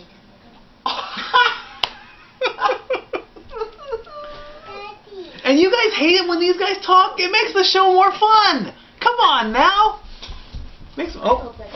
Do we have a poo-poo situation? Oh, we have a potty break, folks. So now with the kid out of the room, we can say whatever the fuck we want. Okay, there we go. UFC news. UFC 140 was last night. The first fight. You know, UFC loves to hype their stuff. It was Mark Hominick versus Chang Sung-Yung. Bless you. Thank you. The fight lasted only 7 seconds. Apparently, Mark Hominick came up, swung, missed, got clipped in the chin, he was down. 7 seconds. It's like, oh my god. Claude Patrick defeated Brian Ebersol. Brian Ebersol was the one guy. Here's his thing. He's got this gnarly chest hair. And for the past 2 fights, he had an arrow shaved into it. And I put this on Facebook, and I'm going, this dude has an arrow in his chest hair. Now it's a Tap Out logo. The dude, yes! Are you serious? I am dead serious. I am not lying about this. He has the Tap Out logo shaved into his chest hair. Question 1, why? Question 2, did he get paid for it? Probably. He's probably being sponsored by Tap Out. Exactly. Third fight. Tito Ortiz lost to Antonio Ruggiero, this is Little Raj Nogueira. TKO, strikes to the body. At one point, Tito did defend himself for about 30 seconds, and then at the 35th second, he got, and that's it. Which means his still last win is over Jenna. Okay, anyway. There you go, you see. There is talk that he's retiring. He's been talk about that for a minute. Yes, he has. He wants to honor his contract. He wants to talk with Dana White. Dana White, do the right thing as a promoter. Let him finish his contract the right way. I know I said he was Huntington bitch bad boy last time, but I'm kind of turning that over a little bit. Why? Because he's going out the right way. Just let him go. Don't fire him. Don't make him quit. Let him. As long as you fulfill your contract, go out. God bless you, and peace out. Peace off. Peace out. There's nothing you said peace off. I did not say peace off. I said what? Peace off? He's peace off? Yeah, I want to take a piece off of that turkey and eat it. Yeah, there you go. Now, match of the night, which I'm still getting stuff about on Facebook and Twitter and what. Frank Mir and Antonio Rodrigo Nogueira. This is the older brother. Frank Mir locked his arm in a Kimura and snap! It snapped. It's all a game. Dun dun dun dun. It broke. It's in 2 pieces. I even put the X-ray on my Stat Boy Rants page. Check that out and like it. along with the comments, "Why are you such a morbid mofo, Stat Boy?" Now, here's something you might not know about Stat Boy. I've actually broken my arm one time, about 7 years ago. I actually broke it right around in here. Mine was a clean break. It was like bone, space, bone. Totally clean. His is bone, space, point. Game, set, match. Owie. Exactly. So and it's like, and it looks like it's shifted in the arm. So don't know how long he's gonna be out. When I was in an arm sling with a broken arm, I was out for 6 weeks. So hopefully he'll get better quick. And the main event was John Jones against Lyoto Machida. Jones defeated Machida with a guillotine choke, retains his title. You know, John Bone Jones. One thing that tripped me out, his pops was right there by the prep point with the phone, and his pop is taking pictures of his boy right there, getting all prepped up and everything, and I'm going, wow, that's cool. That's really cool. Now John Jones so who's next for John Jones? We don't know. On December 30th, Brock is back against Alistair Overeem. That's going to finish out 2011. And like I say, I have no clue. I don't know much about Alistair Overeem, so, you know, go Brock, go. There, it's on tape. I said it. Go Brock, go. Let's see. In other news, apparently it is 54 degrees outside as of right now, and the ice cream man is rolling down the street. So saith Kevin Spencer on Facebook. Wow. Which brings us to our next interview that's coming up in the next few days. Yes. We interviewed our good friend Case Spence. Look for that video. It's cool. He's our best good buddy. Let's see, what else? You gonna plug some more interviews that we've done, or what's coming up? I'll take care of that on my own show. I've already talked enough during yours. Okay. And I want you to keep doing it. Fans, look, I know if you don't like it, I'm sorry, but it makes it more fun and entertaining, and we have a good time, and we laugh as a family, and we hang out, and we're all on each other's shows. Okay, so just let it go. I mean, if you like me for me and you like me for the shows, that's fine. Don't hate on the family. Okay, we're a family. We love each other very much, and we're gonna talk and we're gonna do stuff. And that's pretty much it for this episode. We're gonna be filming the Christmas list coming up very soon, and then more interviews are coming up, and then after the first of the year, probably we'll do our epic episode that I've been talking about. We gave you a bit of a clue as to what it is. So oh my God! There you go. That's what we're gonna do. All right. Episode 23 is done. Stat Boy is out.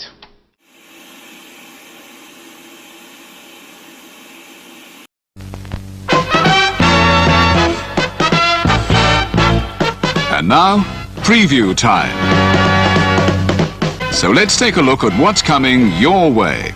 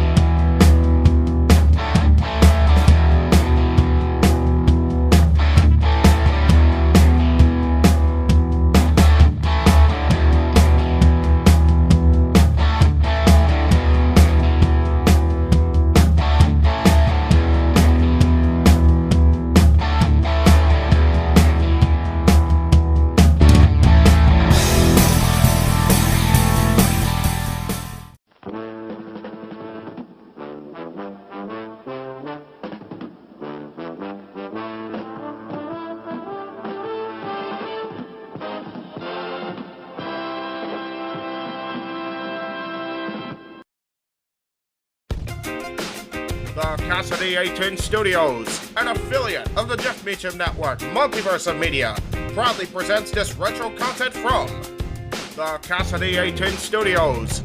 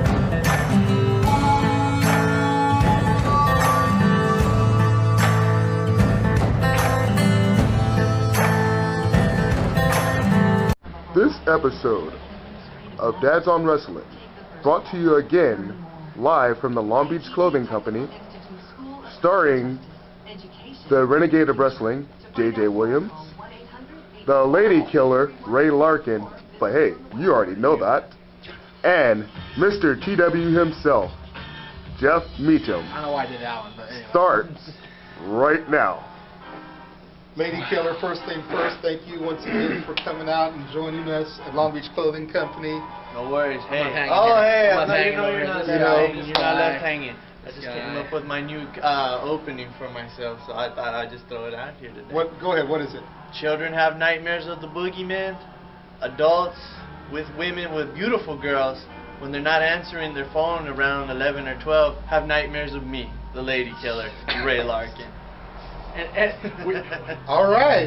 Yeah. Was that Aaron walked off on? I was thinking about it too, but you know, we're here today. We brought in the Lady Killer. We're going to talk about the greatest and the worst tag teams. This marks the first time I think he's been on 2 in a row. He was on our prediction show too. Yes, he was. Yes, he was. 2 in a row. Greatest and worst tag teams of all time. Now, when we say all time, you gotta remember, the oldest is 35 this year. Yes, 35 this year. Thanks for putting me on blast. Sorry about that. So we can only go back a certain amount of time, and also Jay's only been watching since '98. So but God bless DVDs, video, and DVD, and WWE 24/7 on demand. Classic on demand. And NoDQ.com for all your news and rumors and reports. I don't have my NoDQ shirt on, but it's there. Thank God. It's there. Anyways. No DQ, big shout out, Beth. I hope you're watching. Big shout out, Beth. I'm in trouble, dude. I'm in so much trouble. I'm gonna go to hell and die. But that's why he's the Lady Killer. But you anyway, already knew that. That's right. Anyway. Greatest and worst tag teams of all time. Do we want to start old and work our way up, or do we want to start now and work our way back? Old school. As far back as we can go that we remember or that we've seen. Yeah. So oldest, that they've seen. Yeah. Oldest that I think I can go back. Be a lot more recent than we've seen. Trust me. These guys are oldest young. that I think I could go back and actually speak about with some kind of knowledge would be Arn Anderson and Tully Blanchard. Okay. The Four Horsemen or the Brainbusters, depending on which company they were involved with. Are you talking about them as the Horsemen or them as the Brainbusters? I'm just talking about them as a tandem, period. They were a great tag team, no doubt about that. But you got to remember, they could have come to Joe and Schmo's Crab Shack down here and put on a match, you know, and BFE. And as long as they're still together, they're putting on a solid match. But you got to remember, Arn and Ole were together first. So this is true, but never really cared for Ole. I like the Arn Tully combo. Really care for Ole? Ole cared for Ole. Sometimes I don't even think so. Sometimes. But I think the Arn Tully combination was just a lot better than the Arn. I agree with that wholeheartedly. I agree with that. And you know, and especially you figure they throw in Bobby Heenan. You know, we touched on him in episode 21. Yes, we did. As a manager, Bobby Heenan couldn't really do any wrong. Bobby Heenan could touch no wrong except trying to break into the Hammerstein Ballroom or the Red Rooster. Yeah. Terry Taylor. There's not enough. We can't all walk off. All right. Terry Taylor, you may be terrific, but not really. Anyway, yeah. So yeah, Arn and Tully, it's got to be the first one that I can bring up, going back as far as I go. See, I Go ahead, Ray. I went for wrestling and charisma. I went Iron Sheik and Nikolai Volkov. What a surprise! Ray went for the Iron Sheik. Yeah, seriously. Yeah, well, Hulk Hogan will always be a The Lady Killer is on the Iron Sheik like A-Rai is on the Miz. I'm just saying. Whatever. Iron Sheik was a world champion. He was. For a month. Now, I'm not going to go on his drunken tirade and keep going on and on how great he was. But He was champion for months, and he lost to that jabroni Hulk Hogan. So, he was great. Oscar Dago! He tell you about that. And that was just a pure wrestling team. That's true. That's true. As well as sorry, I can't knock Sheik and Volkov from a wrestling Definitely standpoint. But we can't knock the fact that they won for Freddie cheese-tastic- Plastic breaking the cane over the head of from the US Express. cheese-tastic stereotypical gimmick aspect. Oh yeah. They are what they are to me. Exactly. I go back in that era. I mean, you talk about the U.S. Express, you talk about Wyndham and Rotundo, the future Horsemen and IRS. Yeah. Those guys are great. Well, Sheik and Volkov, of course. The Brainbusters, the Horsemen. Any combination of the Horsemen you threw together in that era. You know, Barry and Flair were a team at one point, I think, briefly. But you know, again, I wouldn't go that far because then you could say, well, what about Flair and Luger? Anyway, true, I forgot about that. Okay, well, fine. But definitely. What about Flair and Roma? They were a team, thank God. So you can't say any combination of the Horsemen. That's all I'm trying to point out. Okay. The worst is the second part.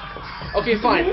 The best Horsemen. Flair, Wyndham, Tully, and Arn. There you go. That combination of the Horsemen, there you go. But, of course, when you come to the Horsemen, Arn and Tully are the best.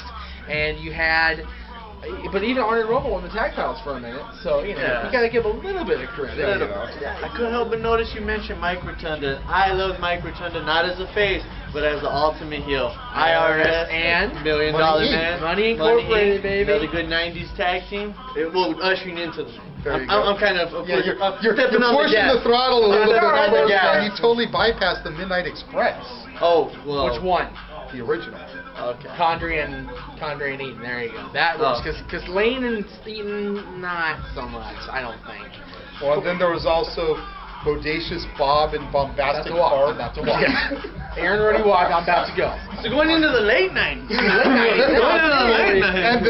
then you know, right on the cusp of the late '80s, early '90s, before you even really get to Money Inc., I think you've got the British Bulldogs, the Hart Foundation, and the Rockers. Yes, definitely. The Rockers, the champions that never were, but should have been, almost were. I say the AWA Rockers. The Midnight Rockers. All right, okay. all right. Two-time tag team champions out there. I think it was 2 times, like maybe more, but definitely 2 at least. Yeah.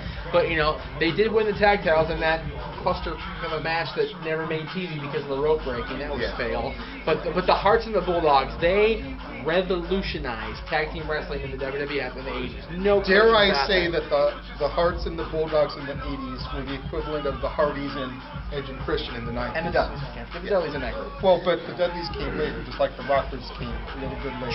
True, okay. But yeah, those guys in the 80s, these 2 guys in the Hardys and the Dudleys in the 90s, all those guys. All those great teams. And then there's the craptastic side. Like we talked about, for every Money Incorporated, there was a Mega Maniacs. Hogan and Beefcake, you know? Hey, you know, don't get me wrong for being against Hogan here on this case, but Hogan and Beefcake teamed up a little bit against Zeus and Savage was another team. It was like, fail. But Debo. Nope. Wasn't he? Was last weekend or this coming weekend that they're having that cop versus thing that he's hosting? I think that was last weekend. Whatever it was. Now here's going to be a I'll be quiet around Debo, but when he leave, I'll be talking again. That's right. You know, here's 2 fails that I have that are going to be real controversial. We're way too white to be doing that. Hold on. Ray's going to spark controversy. Hold on. Here we go.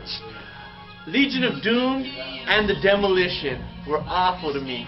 Awful. Really? You don't go ripping off the Road Warriors, and you sure as hell don't go ripping off Kiss and trying to make it something special. Now, I know I'm going to take heat for that. Boo, I have guns right now lined up from North Long Beach to downtown Long Beach. Seriously, our cameraman's got the Defend Long Beach shirt on. I wish we could get a shot of that right now. Using that AK on it. Oh, yeah. But I will agree with you on Demolition. Yeah, I will because give Demolition you was a cheap carbon copy of the Road Warrior Legion of Doom. With a little bit more S&M thrown in. True. And the Kiss, and more of the Kiss making with the tongues but and the everything. LOD was Road Warriors. Awesome, dude. Road Warriors were... You know what? I'll put it this way. It started off really good, but over the years, they just became like another... Well, that's the thing. I will started admit- putting them away too much. I will admit that probably their SummerSlam match, where they came out on the chakras and everything, that was probably their last great moment. Yeah. And even then, And you just called it fail, so that's what I'm saying. Only that was their last because, well, great okay, moment. the match we won't was get okay. into Hawk getting pushed off the Titantron by draws. Yeah, And well, the Animal problem is, the match was, the match... I made myself walk off. Seriously, you did. The match itself at 92 SummerSlam was okay, but even everybody's talking about the fact that Hawk was on that bike going down the ramp at SummerSlam, so, you know. It was... You know, we already touched on Edge Christian and the Deadlies. The Deadlies, arguably the greatest tag team of all time. Right along with the Road Warriors. I mean, because you know, a lot of people... more titles. Exactly. If you compare titles, the Dudleys have it on lockdown. If you compare everything else, then it'll generally go to the Road Warriors. But it's a constant back and forth. The 2000s now. Andy Christian, Hardy, Eminem, Hardy Boy, Eminem, yes. Big tag team. Eminem, RVD and Rey Mysterio. Well, actually, no. Eddie and Ray, I think, would be a Eddie and better Ray. team. Eddie and Chavo. Those Guerreros, there you go. I'm going to throw something crazy out here. Batista and Ric Flair. Evolution. Yes, that actually was a decent team. What about the world's greatest tag team? Hawk and Benjamin, the current Ring of Honor World Tag Team Champions. And then on the fail side, you've got Charlie Haas and Rico. Yeah. I would. But on the plus side, you have Billy and Chuck, which Billy and Chuck were a great team. New Age Outlaws. New Age Outlaws. Right over the Outlaws. Oh, that's fail. But the Outlaws were a great team. But then on the fail side of the Outlaws, you got Billy and Chuck and Road Dogg and K-Quick.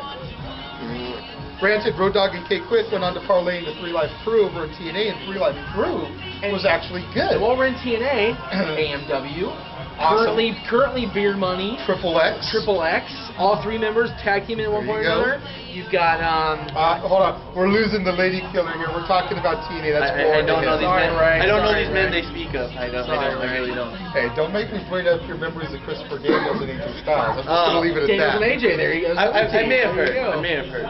Samoa Joe and Kurt Angle. For a minute. When they that was a dream for a minute there, because after they fought and they had each other's respect, it was, let's do this. We thought it was going to be, and then Joe decided to defend the belt by himself. ECW, the Dudley. RVD and Sabu. The Eliminators. The Impact Players. The Impact Players. Thank you. Oh my goodness. The Gangsters. New Jack and Mustafa. The Gangsta Natives. The New Jacket. No, that was awesome. They were great. I love me some New Jack. That was great. Now rolling late into the later years, I'll say DX. DX was a good team. Which version are we talking PG about? watered down version. No. I mean, as a team, that was a pretty tough Going back to TNA, the cameraman's doing this back here behind the... I'm surprised nobody has said anything about the Pitbulls. The Pitbulls? Oh, I thought you were like going like this for the Motor City Machine Guns from there you go. Detroit back there. Hello, Mr. Cameraman.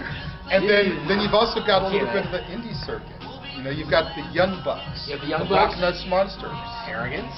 Yes, Arrogance. Scott Lost and Chris Bosh. The Dynasty. Not the basketball player. Yeah, not the Dynasty. Joey and Scott. You know. Yeah. You know. The X Foundation. The X Foundation. Well, yeah, they also called the Dynasty later on, but you know. God, who else? Evolution. Frankie Kazarian and Nova, the original Evolution. Yes. Before Ric Flair and Triple H styled and profiled their way to Evolution on WWE TV screens. Please don't shoot me for saying this, but it actually was their team name in Epic War, and they were a great tag team. They were tag team champions, the Negro Division. Watts, LTP, and your boy Willie. Okay, yeah, So, Willie Mack. Watts, gotta give a shout out to our boys, Watts. Now, I know we're getting close to the cutoff time. We barely touched on the worst teams. I kind of mentioned in episode 21, Techno Team 2000. Travis and Troy, the former Eric Watts. Anything with Eric Watts, not the black one, but the actual son of Bill Watts. I don't know. You know, when he was running singles in TNA there for a minute, he was actually pretty good. But as a team and as a main eventer, I definitely agree with you on the thumbs down. But as an upper to mid card talent in TNA, I didn't mind Eric Watts on his own. I thought another Shane Douglas and Ricky Steamboat. There you go. Another great team. Just keep rattling them off here. As far as bad teams, the Spirit Squad. Spirit Squad. Oh, Epic. yes. Hey, although One of those members is now a former World Heavyweight Champion, Ray. Oh, poor Ray. The Edge fan here doesn't like in that. fact, it was positively awesome when he won it. Mr. Morrison. Oh my God. I said Eminem, I just didn't say which one. That's fail. Showbiz, that was kind of fail. Jericho, though, was not. The Jericho was awesome. Jericho was awesome. All right, we're getting the wrap up. We didn't touch it. You know what? There's so many good tag teams. We didn't talk anything back to it. You know what? What do you guys think? Who has been some of the craptastic teams in the history of wrestling? Let us know on Facebook, YouTube, Twitter. Hit this guy up. He'll let us know. He'll tweet us or, private message us, whatever. He'll get back to us. He will. Don't sleep on the Lady Killer. Lady Killer Ray Larkin, Renegade of Wrestling JJ Williams, Mr. TW Jeff Meacham. We will see you next time.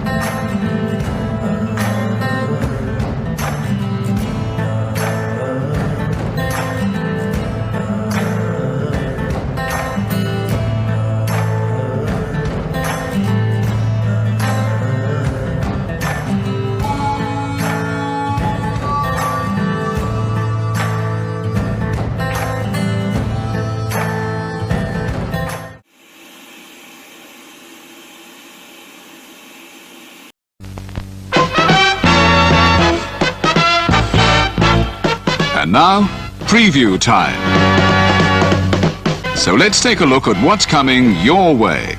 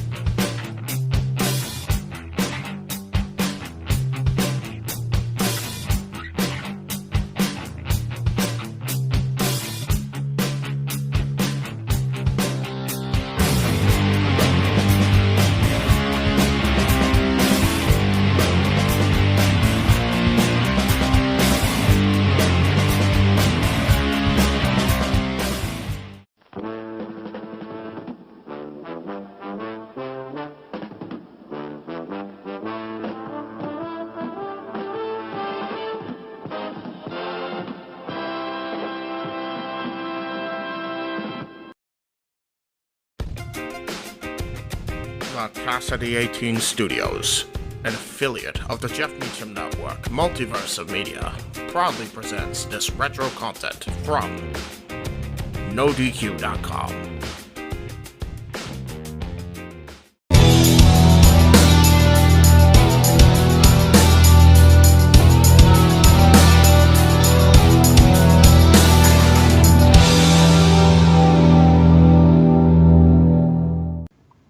Welcome, NoDQ Galaxy, to another edition of the NoDQ Review, and I am Virtue, here with the A-Team. And I'm going to go one by one. Aaron Rift, Virtue's Rage, turning NoDQ upside down. How's it going, man? I'm doing well. Just got back to Portland from Chicago. It was a crazy couple of days. The last 2 days of my trip you were not part of, but it was still very busy. And of course, there were a couple of big news stories that we'll be talking about here on the No DQ review. But yeah, overall, awesome trip. It was great to see you, David, in person. Oops, I mean Virtue. Great to see you in person. Great to see Stefan, a.k.a. the Wizard of Osborne. You guys were awesome. That was a really fun weekend, and I'm glad everyone showed up for the No DQ meetup. That was also a great time. So, yeah, overall, the weekend was a big hit.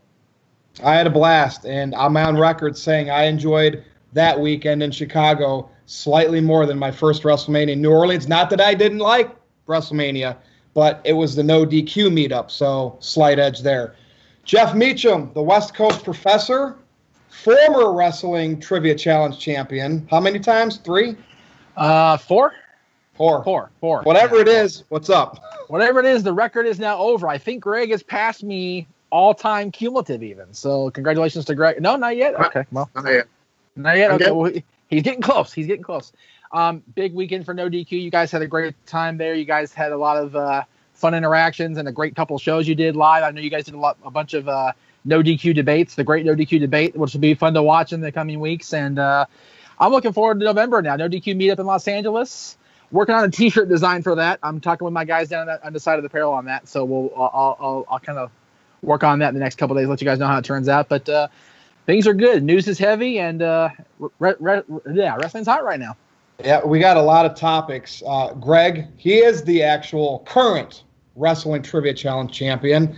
How's it going? And Greg, I want to ask you, some of our topics today were from Twitter, from the No DQ Galaxy. So you said make a segment of that going forward, kind of like what Aaron Riff does with No DQ Live. So we will definitely be working on that. So how's it going, man? Not too bad. Since Jeff took away my thunder, the longest reigning single reign for Wrestling Trivia Challenge champion. Check out the season 4 finale. If you haven't seen it, go check it out. Because if you want to see me get heart palpitations on air, go watch that video. If you listen real close, you actually hear his heart going contracting ever so slightly as the show goes on. It's frightening. I keep watching it. Like every time I watch it, it's like I need to stop before I pass out. And I'm sure season 5 is going to be no better. But I did bring up the Twitter topic. It shouldn't be the whole show because we have enough of those. I think it should just be a small part where we can all quickly discuss. But yeah, busy week in wrestling, a great week of wrestling too. Yeah. So let's get into it. We have tons of topics. Let's start with our final thoughts on NXT TakeOver Chicago and Money in the Bank. Obviously, a lot of people have heard what Aaron Rift and I have said. So more so you, Greg, and Jeff. And of course, Aaron, if you have anything else that you'd like to chime in from our weekend in Chicago. Guys, I gave both shows, and this might be the first time. I'm trying to go back and look at all the NXT weekends. I gave both shows an A-. I literally rated them both the same. And maybe I'm biased because I was at both events, and this was my first NXT show, but I had a blast. So, Jeff, I will start with you. Any final thoughts on these two shows? I think A- is more than fair for both shows. But I mentioned this on the Fight Talk podcast this morning that I did with Steve Jensen. This is the first time I've watched NXT pay-per-view, WWE pay-per-view, Raw, SmackDown 4 days in a row, and not woke up Wednesday going, God, what a waste of time that was. Because all 4 shows were actually really good. Yeah, I was thoroughly amazed. And people are I mentioned this all with Aaron on No DQ Live while we were in the chat room. People are crapping on Raw. I actually liked Raw. Raw was actually a really good show. I watched it on the train. I thought it was pretty neat. I thought Raw was okay. It was better than usual, which is not hard to do these days. Right. But actually, it was well paced. It was laid out well. It got kind of slow there at the top of the 3rd hour, but then it picked right back up again. SmackDown was the show that had a tough start. It had a rough first hour because I looked at the clock like it's not even 6 yet. Oh my God! But once it got to the 2nd hour, boom, off it went to the races. So great week of WWE shows. Both pay-per-views get an A- from me as well. They were that good, and I think that the only thing that kept them from getting A's or A+ was slight finish issues on some of the matches, but those are literally cosmetic. They can be remedied very easily with a couple of things here and there. What stood out to you, Jeff? Like the whole weekend, if you had to pick one thing. honestly, what stood out to me was NXT in general, and in particular the Street Fight match and the Ricochet Dream match. Ricochet and Dream blew me away. And also keep this in mind, I watched TakeOver after I finally got my hands on a copy of Dominion. And Dominion was an unbelievably put on show by New Japan. And of course, I watched the New Japan show as I'm walking around the house getting things done, so I didn't get to sit there and watch it. Tuesday night after SmackDown, I sat and watched Okada Omega 4 the whole way through, and holy crap. All 70 minutes of it, huh? All 70 minutes of it. It was amazing how good it was. Do that sound again? Nice. Yeah, definitely a pop for me, from sure. But wrestling, I said it on my show Tuesday. If people can't find something to like about wrestling right now in the last 2 weeks worth of wrestling shows, go find something else to watch. Seriously. Interesting. Now, Jeff, save that thought because our main event kind of ties into Yes, it does. match. Greg, so what's your thoughts on this weekend? And I want to know, what did you think of Velveteen Dream's gear? You know, I enjoyed who put him up, and who do you think put him up to it? I don't think anybody put him up to it. I think it was the Dream's decision. Velveteen Dream, Patrick Clark, whatever you want to call him, 22 years old and is absolutely fantastic. I mean, how many guys come into the business at 22 at this level and are this good? Realistically, I mean, maybe Orton when he started. Yeah.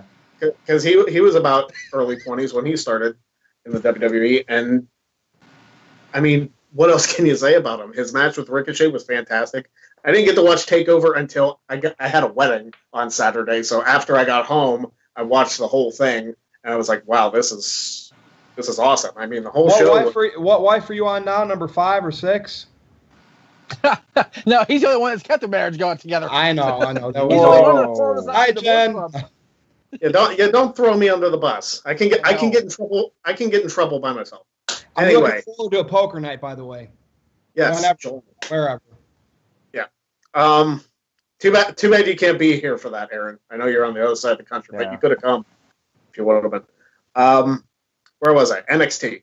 NXT was fantastic, top to bottom. I still don't think, with the finish that happened in Gargano Ciampa, that it's over quite yet. I think it's over for the time being, but I feel like they're going to come back to it, possibly with the NXT Championship involved. Right. That's my personal opinion. So, fantastic TakeOver show. Money in the Bank, I thought, was probably one of the better Money in the Banks they've done in a long time. Yeah. Probably since the last Money in the Bank they did in Chicago in 2011. Right. Not as good as the 2011 one, but it's pretty comparable. Yeah. With the show that happened. I think, and this may be an unpopular opinion, I thought the women's Money in the Bank was better than the men's. Oh, I agree. I honestly did. Okay, so it's not that unpopular. I thought the women's Money in the Bank is what the first one should have been. And I've heard a lot of people say that. Yeah. But the women's Money in the Bank, the 8 women in that match, I think, if it wasn't for AJ and Shinsuke, stole the show. Yeah, I think Alexa was the star of the show, the whole show. Alexa was on point all night. She was so good. In that same vein, I think if nobody else is sold on Ronda Rousey, I think you should be. Because in 2 main roster matches, she has proven it's like, okay, she belongs here. She has put in great performances. And her performance on Monday was stellar. That was hot. I felt that. Again, Monday, I like white hot. I like Alexa, and now she's involved with that. Maybe that's why.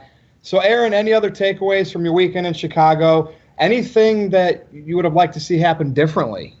That's a great question. I feel like, for the most part, everything went down the way I wanted to, although I think you and I talked about this. I wanted to see the Candice LeRae heel turn. I wanted to see her turn heel on Johnny Gargano and join up with Tommaso Ciampa. That would have been a great storyline. Jeff isn't really sold on it, but I'm not. I'm only because we've known Candice for so long. It's just, I couldn't go with her being the hellacious bump. I would have liked to see her take. That would have been cool. That would have been cool because she can do that for sure. Plus, in real life, I feel like it would not be good for them because we all know how the storyline relationships go. They end up, life imitates art, that sort of thing. Mm-hmm. So just for the sake of their marriage with Gargano and Lorray. I just don't want them to be in a position where they could possibly split because of a storyline, which I would hope would not happen, but we've seen the pattern in wrestling. But I think it would have been a hot angle nonetheless. But yeah, they're going to keep it going. I'm guessing SummerSlam will be the final match. And as far as Money in the Bank goes, everything exceeded my expectations. Maybe that's what happens when my expectations are really low, but I thought I got my money's worth with both shows, and it was an amazing weekend, and I was very happy to be part of it. The Chicago crowd was one of the hottest crowds I've ever been to. It was something else to be there in person, to experience that crowd rush in Chicago, and be in that historic venue, the same place that hosted the Wrestling Classic, WrestleMania 2, WrestleMania 13, Chris Jericho's debut, Rock challenging Hogan for WrestleMania. So many countless memories in that building. It was really nice to be there from that standpoint. Just being able to just experience it in that arena. Very, very cool. My only caveat about that arena is that it's a smaller arena. I somehow got lost in the corridor, but I found my way back. But the concession lines are ridiculously long. That's every arena. Well, no, but I mean, Quicken Loans in Cleveland, it's not bad because they literally have a lot of manpower and concessions.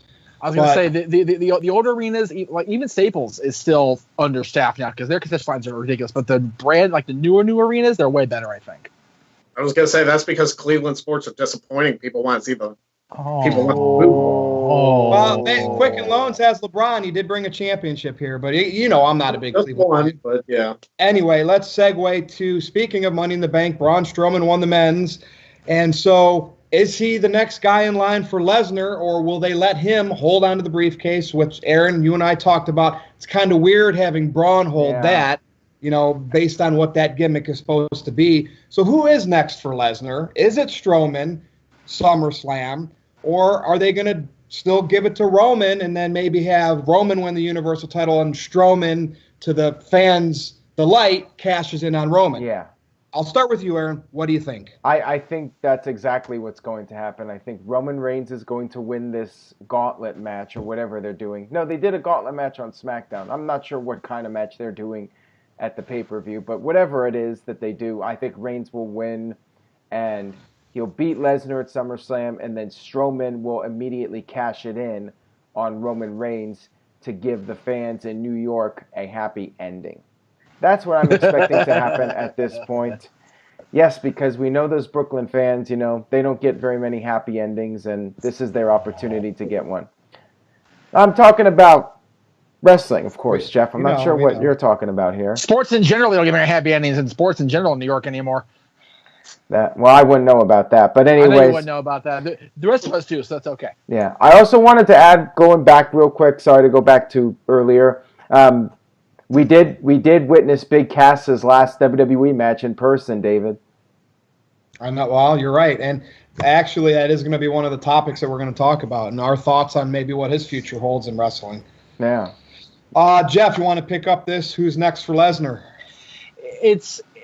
I hate to kind of fall in line here, if you will, with the boss, but I have to agree. It almost is a guarantee that we're going to see Lesnar lose the title to Reigns at SummerSlam, and then Strowman will cash in. And will we see Strowman set up as a heel in that respect? Because people want to boo Roman, but WWE wants Roman to be the babyface. So if Strowman cashes in, he's the heel by proxy. So does that mean we have to boo Strowman now? It won't work. Experiment won't work, but that's what they'll want us to do. So and you guys mentioned him having the briefcase is kind of weird. He's not this sneak up and come from behind guy. He's this big. He's the monster in the bank. So maybe that's why they're not calling it money. They're calling it monster name.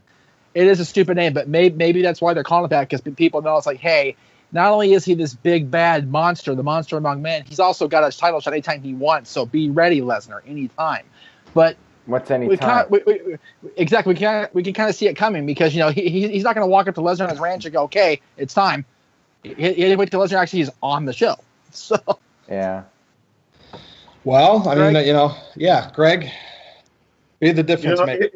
If they do, and it would be a ballsy move to do Lesnar and Reigns again. It honestly would, because They crapped on it at WrestleMania 31. They crapped on it at WrestleMania 34. The internet people crapped on it for the Greatest Royal Rumble. It's like, okay, Reigns, you've lost twice. Why are you getting another shot? I mean, if you win the match, then it's like, whatever. But if they have Lesnar and Reigns again, I think they should redo WrestleMania 31 and have Strowman cash in the middle of the match and beat one of them, and Roman is never champion to begin with. Yeah. So the only problem with that is I have a very poor feeling that Strowman will cash in and Reigns will still win the title. Oh my God, that would be white hot heat in New York City. Holy crap! Holy crap! If he turned heel, that would be fantastic. But they're not going to pull the trigger. What if they do though? What if they do? What if it actually happens? We said that about Cena for like 8 years. Yeah. What if they turn him heel? And it never happened. I know. And it's like people wanting Reigns to turn heel is like a carryover of Cena. So it's been like 15 years that we wanted the company's perceived top guy to be heel. So if it did happen, yeah, could it be borderline Hollywood Hogan shock? I don't know. I mean, that's reaching, but no better city to do it in than New York, I don't think, honestly.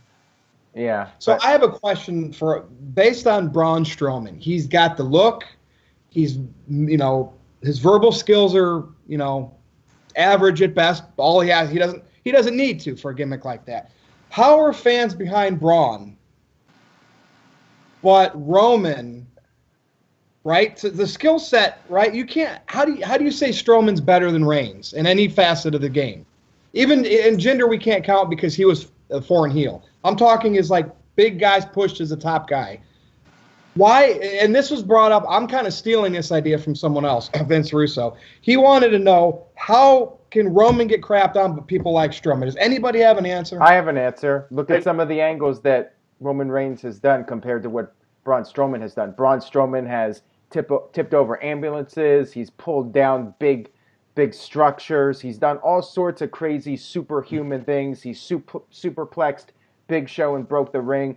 What has Roman Reigns done that is really cool lately? He speared a guy through a cardboard wall. Whoopee. What else has Reigns done that's really... Speared Lesnar through the cage. So, the big dog. The big dog. The big dog. So basically, it's the booking. Vince has given Roman cookie cutter stuff. Strowman's been able to rage a little bit. Roman has been the Cena forced down our throats for the last almost 4 years now. Yeah. Or Strowman's the love of Braun Strowman has been an organic grow. But Strowman is kind of treading some dangerous water, I think. Oh yeah. As of late, first with Nicholas at WrestleMania, the crowd did not turn on him, but those kind of things, if WWE keeps booking Strowman like that, then maybe they will turn on him at some point. Well, but Aaron, would you agree though? The whole Nicholas thing was kind of like, okay, we gotta do something with Braun. We put him in this booking situation. Let's just give him an easy out. Let's put the kid with him, and they'll get the belts off him, and then that'll be the end of it. He should have been in the main event with Lesnar and Reigns. I wanted to see Joe in the match. He should have. Well, and Greg's waiting to pipe in here too. I see. Yeah, go ahead, Greg. I'm sorry. Go ahead, Greg. I'm sorry. Go ahead. Well, finish your thought, because I thought he did. I thought I did too. But I just feel like the office may have felt bad for Strowman. It's like, okay, Strowman here, we did this to you, so here's this at WrestleMania. He hasn't been really booked goofy since then, I don't think, has he? Well, I'm not really a big fan of this thing where now Finn Balor's his little buddy. I think it's hurting Balor, and I think it's kind of making Strowman uncool. The fact that he's got a little buddy. He's supposed to be on his own, every man for himself type of deal. Monster. Yeah, I'm not sure, but yeah, I think the problem is that Reigns was immediately booked like John Cena 2.0 with the suffering succotash and all that stuff. And then, of course, that 2015 Rumble, it was pretty much no turning back for Reigns at that point when he was in the wrong place at the wrong time. The big dog, Roman Reigns. The big dog, the big dog. That means it's your turn to speak now, Greg. It never fails that my big dog's got to bark while I'm filming. Is it the road dog, or is it? It's perfect timing. That's what makes these no DQ shows better than the rest of the internet. Because we have things like this. Well, maybe it's the road dog barking because we're criticizing the booking. Road Dogg doesn't work on Thursday. Come on now. Thursday. Does he work any day? Oh. Any thoughts on this, Greg, though, on Strowman and how fans like him but not Reigns? Did everyone else nail it, you think? I think Aaron hit it on the head when he mentioned the 2015 Rumble. Because, and we brought it up on this show before, the worst booked Royal Rumble, in my opinion, in the history of the match. Yeah. Yep. Because, and even though 2012 was god-awful because it had, like, zero, like, it was probably the weakest 30-man talent pool ever, the 2012 95? I think 95 might have a slight edge over 2012. 2012 had Michael Cole, for crying out loud. And Booker and King in the same match. Yeah. 95 could be comparable. But anyway, 2015, the fact that they eliminated Daniel Bryan as soon as they did really hurt Reigns more than it hurt Bryan. Because as soon as he got eliminated at entrant 15, the second half of the Rumble is like, we know who's going to win. Why watch the rest of it? And it's still a half hour to go. Yeah. And if Daniel Bryan would have made like the final 3 and been tossed out by somebody not Big Show or Kane, if he would have been tossed out by Bray, like last, maybe they wouldn't have crapped on Roman as much as they did. But the fact that they made Big Show and Kane the big people that Roman had to overcome, nobody in their right mind in 2015 thought that Kane or Big Show was going to win the Rumble. Nobody. Good points, yeah. Over anybody. They could have been the final 2 in that match and been like, neither of these guys are going to win anyway. Somebody else has got to come out 31 and toss them both. Nobody would have thought it. I mean, I almost believe they should have had Bryan in like 1 or 2, and he lasted all the way to the end. And even if Reigns was the one that threw him out at the end, at least you got to see Bryan last that whole time. But, hey, It's history now. Can't go back. Well, but see, what was so bad is they did that, and then they booked Bryan and Reigns one-on-one. Okay, we'll save Roman. We'll have him beat Bryan one-on-one. It's like, no. That made it worse because everybody wanted Bryan to take his spot. Yeah. We did it. It's like, Are we talking about the Fastlane match they had or whatever that was? I thought that was a pretty good match, too. Bryan was in it. It was a great match, but it was never designed to get Bryan back on the spot, which was going to kill Reigns for good. Yeah. Well, if we could keep talking about this forever, because this is the next topic, this stuff always sucks. So Big Van Vader passed away. Yeah. Jeff, I'm going to start with you because I think you have a lot to say about Leon White. Is that his real name? Leon. Yeah. Should be a Hall of Famer. I mean, in reality, I should be off. We all should right now. The politics that Vince McMahon does with this Hall of Fame, China's not in it. And then these wrestlers pass away, and they never get to live that last glory moment. And it sucks. I tried very hard when I did the Fight Talk show this morning to not rag on WWE for not putting people in the Hall of Fame when they deserve it before they pass away. But I'm on the channel I work for now, so I'm going to lay into it really heavy here. It's absolute horse crap that they are not inducting China or Owen Hart. Owen Hart, I get with the estate Martha thing, but it's still it's like, come on, Martha. It's like, come on. They've got China deserved to be in. Vader deserved to be in. They got Bam Bam Bigelow, another guy who passed away, who I think arguably him and Vader were probably the 2 most agile, most athletic big guy I ever saw in my time as a wrestling fan. Both those guys did extraordinary things for their extraordinary size. Vader more so though. It irritates the absolute crap out of me that these people that, campaign even say, hey, I've got 2 years to live. Let's put me in the Hall of Fame in 2017, in 2018. Both those Hall of Fames have passed. Here we are in June, and Vader's passed away. And they lost their opportunity. And now, whenever they put him in, there will always be those people in the crowd going, yeah, well, it should have happened already, so we're going to crap on you for doing it. Yeah. Yep. It's like there was the opportunity. There was the opportunity to do it. They've had two different ceremonies since he announced he was terminally sick to get it done, and they didn't do it. And that falls on Vince McMahon, and that falls on Triple H. It falls on anybody that makes that decision in the end to get that ring to people. It falls on them, and I'm trying so hard not to swear. No, Jeff. So, yes, they did not give him a great WWE career. I mean, granted, he had some big matches, but a lot of politics happened. But the fact is, Vince McMahon owns WCW now, so therefore all of Vader's WCW work is included in that. Yep. And let's be honest, is he one of the Westerners that maybe had, as a Westerner, one of the greatest New Japan careers of all time? Vader was the first heel in wrestling that when I started watching to scare the living bejeebus out of me. His whole presentation with the big, scary, steaming mask and thing, he frightened me from the moment I saw him. And the fact that he was successful in North America, he was successful in Japan, he was successful everywhere he went. I think he was one of the first Triple Crown champions in all Japan, if I'm remembering my stat correctly there. Greg might help you out on the stats because I'm a little soft on those anymore. But he is the most successful, the most popular big man I ever saw, and the fact that he was never the WWE champion is also a crock of crap as well. Yeah, I talked about this when I did the live video. I think Vader should have gotten the title at SummerSlam '96 against Shawn. I think Vader should have won it, and then Shawn could have chased and won back the title at some point. Yep, I think Vader winning, Shawn chasing, and then Shawn regaining at the Rumble even. Not even have Sid in that equation at all. Just have Vader go from SummerSlam to Rumble and Shawn regain in the Alamo Dome would have been a much better story. I agree completely. Greg, any thoughts on it's Vader time? I always love listening to that intro. Any thoughts, Greg? Vader definitely was like one of the most agile big guys in history. I posted a fan-made video of him in WCW when it was him and Harley Race, and the two of them together were a perfect match. Yep. Yeah.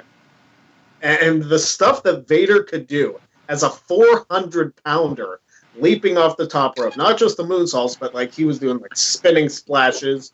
The Vader bomb, man. Stuff. It was like not just the Vader bomb. Like there was a move. He was on the top rope, standing backwards, twisted around and splashed the guy. It's like, oh my gosh! Like you don't see cruiserweights do that. Right. And here's Vader on the top rope in the '90s doing this stuff. It was ridiculous. He was doing Twisted Bliss when Alexa Bliss was a fetus. Exactly. It was. Just saying. But I mean, what can be said about Vader that hasn't already been said? I mean, growing up, I also knew him from the show Boy Meets World, because I'm sure a lot of people do, and his couple appearances there. And it was very memorable when there weren't a whole lot of professional wrestling crossovers in mainstream television. Vader was, I don't want to say one of the first, because, Hogan, of course, had his stint on SNL, but Vader is very memorable to non-wrestling fans as well, because they remember him from that show growing up in their childhood. So Vader was one of the bigger stars, not just in wrestling, but as far as I'm concerned, the entire world. And don't forget, he also played football and played in a Super Bowl against the Steelers. Yeah. So he had a great football career as well. Former Ram, baby. Former LA Ram. I saw that video on the Facebook page, Aaron. It was when he was working at In Your House against Shamrock, and Shamrock was green, right? And Shamrock came in hard, and Vader actually gave him a warning. If you watch closely, you could see when he did it, but to a normal fan, you wouldn't tell. And Shamrock came in hard again with a closed fist, and what happened after that? Biggest forearm laid him out. That, to me, was Vader. He was professional. If you stepped over the line, he put you in check. And I think that's missing in wrestling today. Yeah, when I had a chance I didn't interview him because I didn't have my camera equipment with me, but when I talked to Ken Shamrock, I talked to him for a while at some event. I forget what it was now. I was like, I remember the match with Vader. I said, what happened? I think Leon punched the shit out of me. Popped me right in the face. It's, I got into green on him, and he didn't like it very much. So it's, it sucks. And, I encourage everybody that if you have the WWE Network, go back and watch Vader stuff from WCW, because it was so good. Him and Cactus, him and Sting, him and Nate. Yeah. So him and Hogan. Yeah. Him and Hogan. Yeah. As much as Hogan kind of crapped his WCW career toward the end with Vader, as far as the Vader stuff, it was still good. the true professional he was. He put the people over in WWE. He was supposed to, all the way till Kane at the end there, or just towards the end of his WWE career. Actually, he took a wrench from Kane or something. Yeah. His last match was against Bradshaw on pay-per-view, so Bradshaw got the rub too. So and WWF, don't forget about the match with Undertaker that he had, and also the Fatal at the 4-Way. Rumble. In the Fatal 4-Way, the Final 4 match was really good too. Remember Vader going up for the Tombstone? I mean, not many big guys could get up for the Tombstone like that. Yep. Well, when you think about Undertaker's feuding with all those big guys before he got his hands on, before Mick Foley got with him, can you imagine any of those guys taking the Tombstone? No, but Vader sure did. Yeah. Jeff, who was managing Vader there? Was that Paul Bearer or was that was Jim Percy? Cornette? At the time he feuded with the Undertaker, it was Percy. It was Paul Bearer. Yeah. Cornette before that. Yeah. Cornette was before that, and then I think Paul Bearer's vendetta against Undertaker was so strong that he licensed Vader from Cornette. Yeah, I think it's how it happened. Aaron, any final thoughts on Vader? I know you've talked about it. It sucks, Yeah, I mean, there's not really much else to say about it. I hope he goes into the Hall of Fame at this point, but it should have been done a long time ago. And not much else to say about it. Just a real shame. It's very frustrating that they didn't put him in when they had the chance. Yeah, I agree. We all agree. Damn on shame. that. It's damn shame. All right, we're going to kill two birds with one stone here. Big Cass fired. Also, Sami Zayn I believe he's got 2 torn rotator cuffs if this is a shoot injury. So what's everyone's thoughts? Cass, obviously, we've probably read all the dirt on him now the last couple of months. And then Zayn, just untimely injury. Thoughts on both. What do you think's going to happen with Cass? Greg, I'll start with you. Is he going to make it in the Indies? I mean, that's going to be his only option, really, because, I mean, Impact Wrestling might bring him in and give him 3 world title runs because that's what they do. Yeah. Or Sandow, you fade away. You give it up. You leave the business. Yeah, and I feel bad for Sandow because he had such when he debuted in 2002 after WrestleMania. I thought his character had so much potential. And I don't say that about very many guys when they first debut. It's okay, we'll see how this goes. I looked at Sandow's from his very first promo. I was I like this guy. Yeah. And it's a shame he only got a tag. What year are you talking about his debut? 2012 when he debuted as 12, okay. Jeff and I heard 2002, and I'm like, dang, where am I then? Sandow's old, Jesus. Okay, all right. Okay. That makes sense. I say 02. Did I say 02? Yeah, you did. Okay, it's okay. It's okay. 2012 after WrestleMania 28. Okay. Yeah, when Sandow debuted, I thought he was going to be something fantastic. Big Cass. And he was for a while, so. He was. And he did a short tag team title run, so good for him. Maybe this speaks a lot on Big Cass, though. We're talking about Sandow. Okay, go ahead. Well, I mean, that says what you need to about Big Cass. We'd rather have Sandow back than Cass. Because, honestly, once Cass split from Enzo Amore, his career was done. Because that feud was designed to get Cass over as a big tough heel. And the first couple promos were fine, and the emotion was there, but the matches were complete garbage. And then he got hurt. He got hurt, and then he came back and had an feud with Daniel Bryan, which is not Daniel Bryan's fault. No. Cass just... I don't know who was writing his promos or who was I just never got invested in Cass as a singles wrestler. Maybe that's just... I tried. I really tried when he was on that Miz TV in that suit and did that whole gimmick, but it's just whether he had problems backstage, drinking on the European tour, going against Vince McMahon's, stop the match here or stop the beatdown here, and he went further. That's his own stupid fault. I mean, he basically buried himself, and you can't really defend that because if you ask somebody to do something, they tell you no, and you do it anyway. It's you can't rely on this guy for anything. So that's probably why Bryan won the feud outright. Yeah. So is Cass going to be missed in WWE? Honestly, with his last run, not really. No, he's barely remembered for his team with Enzo, and there was some rumor that they might get back together on the Indies. It's you would kind of have to put them together because singles run, I don't think you're going to get too many people paying for him as individuals. You pay for him as a team, not Right. as that's my Well, stay tuned. Greg, before you pass it on, any thoughts on Sami Zayn? Just a get well soon type thing? It is a get well soon. And actually, you called it a poorly timed injury. It might actually be a good thing, so people forget about this horrible angle that they ran with. Isn't that sad, though? We got to talk about injuries to forget about angles. You know what I mean? You know, I feel bad for Sammy because the last few months he's been booked terribly because he is actually one of the more entertaining characters on WWE TV. His heel run, his overly obnoxious heel run, is fantastic. I love that Sami Zayn, and I hope when he comes back next year that he brings more of that and is even more obnoxious because that is it works for him. I agree. Aaron, Mr. Rift. Well, regarding Big Cass, I think that I enjoyed his promos more than you guys did, but, you know, it is what it is. I think he will likely go to the Indies. I shouldn't say likely. He might not. He might just leave wrestling. Who knows? I mean, that's really up in the air, but I think if he does do something, it'll be with Enzo. They'll form a tag team. Again, they'll reunite whatever their team name is going to be now. Real One and Big One. I don't know. What are they I gonna like that, call actually. Cass? I actually like that. It's not a bad idea. I mean, what's going to be the name for Big Cass in TNA if he goes there? Is it going to be Big Money Maker, whatever, Morrissey or something? I don't know. But maybe he'll just be Big One. Real One and Big One. There you go. Jeff. As far as no, go ahead. Yeah, Sami I didn't know Zayn. you. Yeah, Sami Zayn. Maybe it is a blessing in disguise for him to be gone. If he's going to be gone, now's the time, you know, because he can come back hopefully in time for the Royal Rumble and WrestleMania, and that's when the biggest paydays are. Being gone, of course, sucks whenever, but I think it's worse when you're injured around the time of WrestleMania season.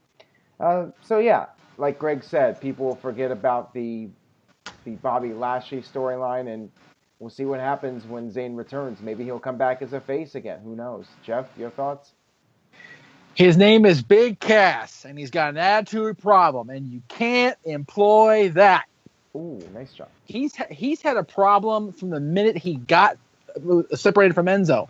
Enzo, we saw the attitude problem right away from him because that's just who Enzo's. That's Enzo's personality. That's who that guy really is. Cass kind of was injured. He kind of fell back. But the minute he came back, he caused problems with the script with the little person angle, and then apparently he's being a dick overseas. So you know what?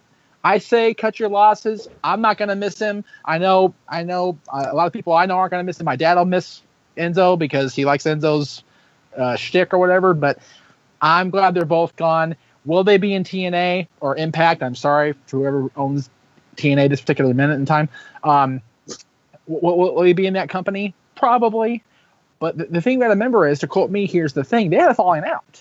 Yeah. They legitimately don't like each other. So will they team back up? Who knows? What if they did and they got white hot on the Indies? And I mean, like, not Young Bucks hot, but you know what I mean? Like, wow, these guys are back. They're trying to make. Would WWE entertain bringing their attitudes back for a buzz? Well, maybe for a buzz? maybe if they did like a Matt Hardy, Jeff Hardy reinvention of their characters, maybe. If they were to find a way to reinvent or get that Woken heat on them, then that'd be awesome for them. But as Aaron would say, highly unlikely in all likelihood. I don't see it happening. As far as Sami Zayn, ill-timed injury, no.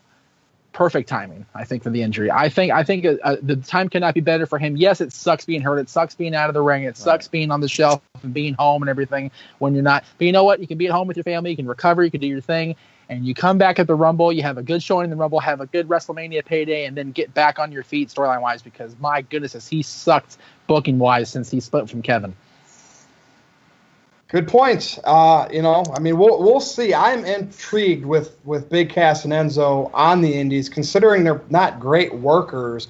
But if they do have that, you know how Indies are, though, everybody. If you were in WWE, bookers, promoters love that. So these guys have that for them.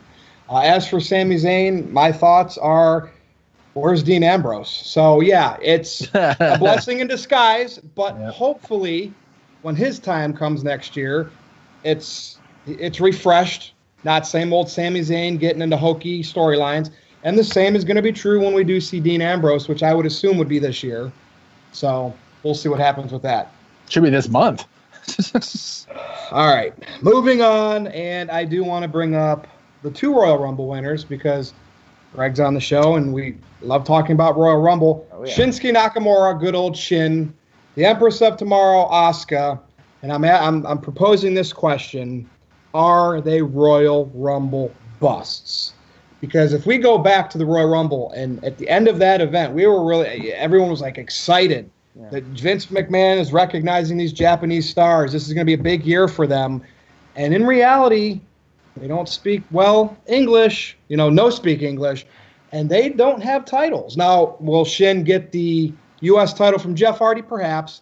So, Aaron, I'm going to start with you. Are they both Royal Rumble busts?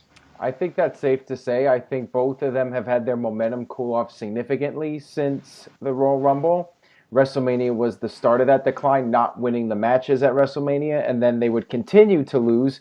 We had Asuka lose just this past weekend at Money in the Bank. We had Nakamura lose at Money in the Bank, and now it looks like I think Asuka will get maybe one more opportunity at the title. Maybe she will win it from Carmella, so we'll see what happens with that. As far as Nakamura goes, it looks like he's going to be feuding with Jeff Hardy for the United States title, and I guess a U.S. title is better than no title, right? So, yeah, I would say for the most part they were Royal Rumble busts because WWE makes such a big deal out of the Royal Rumble winner winning the title more times than not. You know what I'm saying? So, Jeff, your thoughts on it? Gotta agree. Like you said, Aaron, they make such a big deal about winning the Rumble every year and how important it is. And the fact that it was the first ever women's Royal Rumble, the first time that 30 women were competing for a shot at the championship at WrestleMania. And not only does Asuka lose the title match, her streak ends at the same time. The moment the streak ended for Asuka, it just completely cooled off her momentum, completely shut down everything she had going, and she's been on a steady decline ever since. As far as Nakamura goes, I think he would have been okay at Mania had he lost straight up because it would have been able to continue on. And I think the minute he crotched AJ with that shot, it soured everybody on him because he's gotten steadily more heel Japanese trying to fit into American culture guy than he has been an awesome Nakamura wrestler guy. So, Greg, and I truly I've written columns on Nakamura, and him and Asuka are Triple H's vision, but they're not Vince McMahon's vision. And some people on my Facebook said they're never going to become the WWE champion or the SmackDown Women's champion because they can't break the English barrier. And I sit here and I'm like, but they were awesome as champions in NXT with that style where you don't really have to cut promos. So this begs my question. I'll pass down to you, Greg. Could NXT ever be bigger than just the developmental? Could it be its own brand where people like Asuka Nakamura could thrive instead of having the little run developing and then getting called up to the main roster and really fizzling out? Like, I keep looking at NXT like I wish it was so much more. When I look at Nakamura and Asuka, and the list goes on with people that got called up that fizzled. Greg? I think NXT is its own brand. I know it's technically the developmental and where you go before you make the main roster and like get that promotion, as it were. But NXT, I mean, think of all the people right now in NXT that are complete stars because of that brand and not because they've been on Raw and SmackDown. You look at The Dream, you look at Ricochet, and yes, a lot of these guys came from the Indies.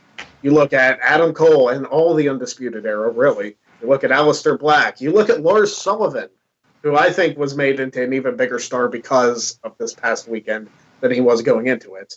Yep. You look at really anybody who competed at TakeOver this past weekend, I think are stars. Just because of that brand and just because of the attention that show brings. I think there are people that weren't on that TakeOver show that have a bright future. Bianca Belair is actually one of them. I think she's going to be fantastic and probably a good women's champion one. Right. Well, it should be noted that TakeOver Chicago was not sold out. There were some empty seats there for that event. Greg, cheapos. Greg, let me also say to tell you as you carry on here, NXT got the name of the UK show, not WWE itself. The UK show is now called NXT UK, so it is its own brand and it's branching out. Triple H knows the diehard. I mean, he's catering to the diehards. Like, before you continue, Greg, just look at Zayn and Nakamura from TakeOver Dallas. Was that where that was? Mm-hmm. Yes. And just look at their main roster stints. Like, you know what I mean? Like, that match is what I keep going back to with those guys. I blame creative. I honestly do, because NXT creative, it might just be NXT is how WWE should run. It's agents working with the people, and you have Triple H, you have Shawn Michaels, you have Terry Taylor. I was just gonna say the Red Rooster, just because. Yeah. And Regal's been there, and Dusty before, and they're great at developing people. Exactly. You have the technically sound guys. You have the wrestling minds in NXT where they need to be. But, you know, I would be fine if they came up to WWE too, to like, hey, stop whatever you're doing, stop making ridiculous segments that people are like, oh my gosh, why are we still watching this? Yeah, but you Stop have the bleeding. Yeah, NXT is captivating TV from the time you see the intro to the time you see the logo in the bottom. But there are some differences. 1 hour. 1 hour. It is 1 hour. That is a difference, and you know, it's one thing when you're 1 hour. It's another thing when you're 2 hours every week and you're live touring every week. And you know, I think that brand is fine where it's at. I think if you try to expand it, then the booking is going to end up much like the main roster booking, I think. And these guys are not going to be seen as big of stars. I don't know how I feel about it. I have mixed feelings. Virtue, anything you want to add about it?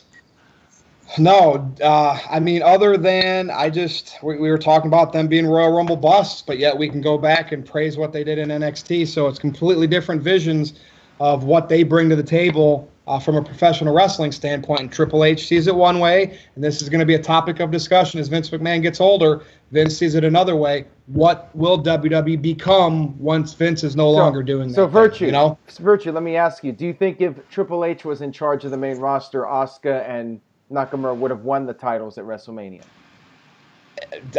One of them for sure, and then the other one probably would have picked up the title after WrestleMania. You know what I mean? Yeah. I think they'd both be our champions right now. You know, and Triple H is a smart guy, so if there's a language barrier, he would have figured out a way around it somehow. I mean, bring manager back. You know, we used to have Jeff, we used to have tons of managers in wrestling. We're not asking for that, but I don't want just Paul Heyman. Let's have at least 2 managers. You know what I mean? We don't need 7 or 8 like before. No. And they could get people like that over. Yeah, no. Just get the guy in your shirt. Oh. Brain Heyman, yes, the greatest of all time. I do want to say that I will disagree with you about them being Royal Rumble busts. Okay. Ooh. Number one, it's only June. So Alberto Del Rio, 2011, he won the Royal Rumble, failed to win the title at WrestleMania, failed to win the title at Extreme Rules against Christian, and he wasn't in the title picture for a little bit. He goes to Raw, wins Money in the Bank, and yes, I know we're past Money in the Bank, but he did become a 2-time WWE champion and then went on to win the world title a couple of times.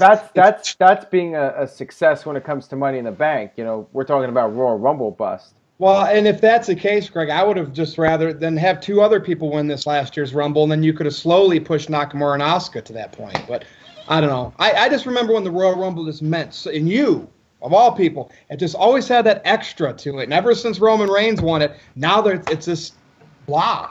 Yeah. But you know what? With this past year's Rumbles, both of them, the men's and the women's, were probably the best Rumbles we've seen in years. So I don't want to call them busts because they haven't achieved anything in the last couple months. I don't want to call them Rumble busts just because they failed at WrestleMania. Because if you want to call them busts, then Edge was a Rumble bust. Del Rio was a Rumble bust. Cena in 2008 was a Rumble bust, and we know how huge that moment was. Who else? Orton in 2009, although that main event was terrible, Mania 25. Who won 26? I said Edge. There are guys that lost their WrestleMania match when competing at WrestleMania. Or what did I say? Lost the match when winning the Rumble. Winning the Rumble. Yes, they won the Rumble, lost at WrestleMania, and it didn't truly hurt their careers. The only person's career I think it really hurt was Lex Luger. But, you know, he won the WCW title. He's fine. But I don't want to call him Rumble Bust just yet. If they do absolutely nothing for the rest of their careers, then we can look back on it and call him Rumble Bust. But it's been only 5 months since the Rumble, so I don't want to put that label on him. Let's see if I get this right.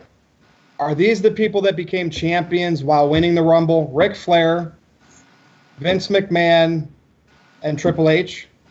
Was there somebody else? Vince didn't win the title. Vince. No? Okay. Yeah, Vince won the title that year. Yeah. It was completely unrelated to the Rumble win. Yeah. Okay. Yeah, Greg. Yeah. See. Yeah, Vince did I not remember win. Vince winning a Royal So Rumble. does that mean Vince is a Royal Rumble win because he won the Royal Rumble and then won the WWE title later that year? It's unfair because in '99 that was more of a storyline win than an actual we're going to push this guy. Because the Mr. McMahon character is completely different than a full-time, wrestestler. I was just going to say, he's a sports entertainment. Vince is a sports entertainer. Booking Mr. McMahon is different than booking any other person in the entire history of professional freaking wrestling. This is his own little booking joke. All right, Vince won the title too, instead of David Arquette. So we're not good, but they never won a Rumble. Hey, so. David Arquette is booked at Marquez's show next month. David Arquette was ready to Rumble. He wasn't just in a Royal Rumble. He was ready. He was ready to Rumble. That's right. True. That's true. That's right. Well, he didn't win a Royal Rumble, and he was pushed to the moon almost when he came into the WWE. And I think he debuted on the main roster in a Royal Rumble. Correct me if I'm wrong, Greg. Rusev. Did Rusev debut on the main roster in a Royal Rumble match? 2014? Yes, he did. Yes. Finally, Aaron Rift, Rusev Day gets a shot at the WWE Championship at Extreme Rules against AJ Styles. I'm going to start with Aaron because he loves this Rusev Day. Is this just a filler for AJ, who's on the cover of, this wasn't a topic, but AJ's on the cover of WWE 2K19. Right. It's not Roman Reigns. They know better because the older wrestling fans that play video games would probably boycott that game if he was on the cover. Thank you, Mr. Tito. But Aaron, Rusev Day. I'm very happy about it. I'm glad Rusev's getting the opportunity. But yeah, if I had to make a prediction right now, I'd say it's a filler match. AJ will beat him and then go on to face maybe Daniel Bryan at SummerSlam. We'll have to wait and see how things play out with that. But imagine if Rusev actually won the title. That's one case where I don't think people would be upset with AJ losing. I think if Rusev won the title, the internet might just break. Look at the reaction on Tuesday. My web traffic was actually really high on Tuesday. I think part of it was due to Cass being fired, but I also think there was a lot of buzz about Rusev winning. And I haven't seen so much positive feedback from SmackDown in a while. People were very, very happy about that. Maybe WWE will take notice, but I'm not. Who else did Rusev beat recently on SmackDown? He beat Bryan. Yep. So Rusev Day is resurrected. It's the second coming of Rusev Day. I said to you guys in the private chat, Rusev won on TV to get a title shot against AJ Styles on a pay-per-view. Like, what's going on? I couldn't even fathom it, but it's true, and it's awesome. Good for him. It's so cool. Jeff, could we entertain this? Could we entertain a shock? Rusev beats AJ for the title at Extreme Rules, and then maybe like a quick losing it back on a SmackDown or whatever, if the plan is still to go forward with AJ. If the plan is to go forward with AJ, I think they'll keep the plan. They'll keep the rudder steady. They not even for that. Just sick not even shock for that. I don't think not, so not even for that. because keep in mind AJ is now the longest WWE champion of the modern era next to CM Punk. He's now number 2. So he's got about 7-8 months to go before he breaks CM Punk's record. And even though Brock surpassed Punk's reign with the Universal title. Do they really look into that stuff, though? I guess they do. Yeah, I think they do. They totally do. I think there's a reasonable chance AJ stays champion through the Rumble. Would not shock me at all. Anything else on Rusev? I mean, the knee-jerk reaction is to get it off him and put it on Rusev for the shock value, put it on Bryan for the feel-good. But why not let AJ have his run here? He didn't really get a good run with it the first time because, I mean, he got a good run with it. He was for a few months, but we all knew going into the match with Cena, it was almost a foregone conclusion that Cena was going to win the title. So it's like let's let him have his moment and extend that moment as long as they can, because he is probably the best they've got in the company right now as far as in the ring goes. So, Greg. Yes. Yeah, I wish I could go to Extreme Rules. I wish I had the money to get a ticket since it's in Pittsburgh. Right. But I think this will be an exciting main event. I think there will be a lot of energy behind it because it's like, hey, what if Rusev actually pulls the upset here and becomes WWE champion? You have to make that believable, and I hope in the next couple weeks of SmackDown they don't put AJ and Rusev against each other in a tag match and have Rusev pin AJ because that's classic booking. Hey, he beat the champion in a tag match. It's like, stop doing that, please. I want to go back to something in the Attitude Era. Ooh. When you had a pay-per-view match, you kept those opponents away from each other in the ring. Yep. Because you wanted to see them. You wanted to pay to see them fight each other at the pay-per-view. Nowadays, you get the two people feuding and wrestling each other every week. It's like, stop it. They don't need to face each other. You can build storylines without them being in the ring against each other. Stop it. Or better yet, have them team up like you did with Austin the Undertaker going into SummerSlam. That could work too. They were tag team champions. And you know what? And there's little things you can do, like this week with the Miz coming out there and pinning Bryan with one move. Mm-hmm. I like that was so good. That was good. It just gets your blood boiling. You really want to see Bryan get some payback on the Miz even more now. So I thought that was really well done. So in those kind of cases, you can do that. You can have the guys touch in small ways when done correctly. Right. And that might be the fuel to the fire that leads to the Miz and Daniel Bryan, whether it's at Extreme Rules or whether it's at SummerSlam. I kind of want it now. That's what was talked about a couple weeks ago, though. That they needed to keep Miz and Bryan away from each other for a little bit before you delve into their feud. The fact that they had Bryan with Cass and Miz doing whatever he was doing, I thought that was okay because you don't want to get Miz and Bryan right away. You want to see something start without it just like throw it together. It's like, okay, we're gonna blow our wad on this right away. So the fact that they're well, I was sick of the pancakes, to be honest with you. Yeah, me too. Good grief. No, but that's why I wanted Miz to rush in with Bryan because I was sick of what they were doing. Miz versus New Day or whatever. New Day Bryan versus Cass. That maybe if those were better feuds or different feuds, I probably wouldn't have entertained rushing into that, Greg. Yep. I enjoyed the Miz versus the New Day. I thought it was an interesting dynamic. But I always liked I've always been a New Day guy. So, I want to see. I know there's been rumors about them eventually having singles runs. I actually would be fine if any of the members of the New Day became WWE champion. That was my bold prediction. Yes, it was. Yes, that one of them would become WWE champion. So maybe it's still possible. Well, maybe the next step is they can make New Day pancake makers with the New Day's pictures on it. Remember Virtue at the hotel? That pancake maker? We were just you were fascinated by that thing. I was just eating muffins and cereal, and Aaron was like, look at that pan. You took a video of it. Yeah, I did. Yeah, you did. Reminds me of the New Day so much. Like, they could just totally put the New Day's faces on one of those pancake makers and sell them to the WWE fans that have thousands of dollars. Are they on Bisquick yet at the store or not? Their little face on Bisquick? They should be, right? Yeah, I'm waiting for it. Matter of time. Well, we've talked about the main titles a couple times throughout this video today, so let me bring this one up next. This could be a very quick one, a yes or no answer. But Jeff, I'll start with you. Someone wanted to know, should John Cena break the title record and hold it just by himself? And we all know we're talking about Flair's run. Woo. So what is the exact number? I know Flair's number fluctuates, but Jeff, what is it right now? 16 and 16 technically? 16 is what they go with. According to WWE, it's 16 each, right? I think the number is more like 20 or 21, maybe even 22 for Rick, but they kind of go all over the place.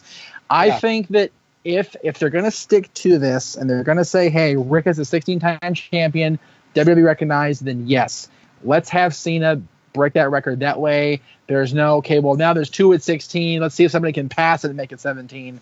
Let Cena have it. Let that be his legacy, the fact that he was the one that won more world titles than the greatest of all time. Okay. Greg.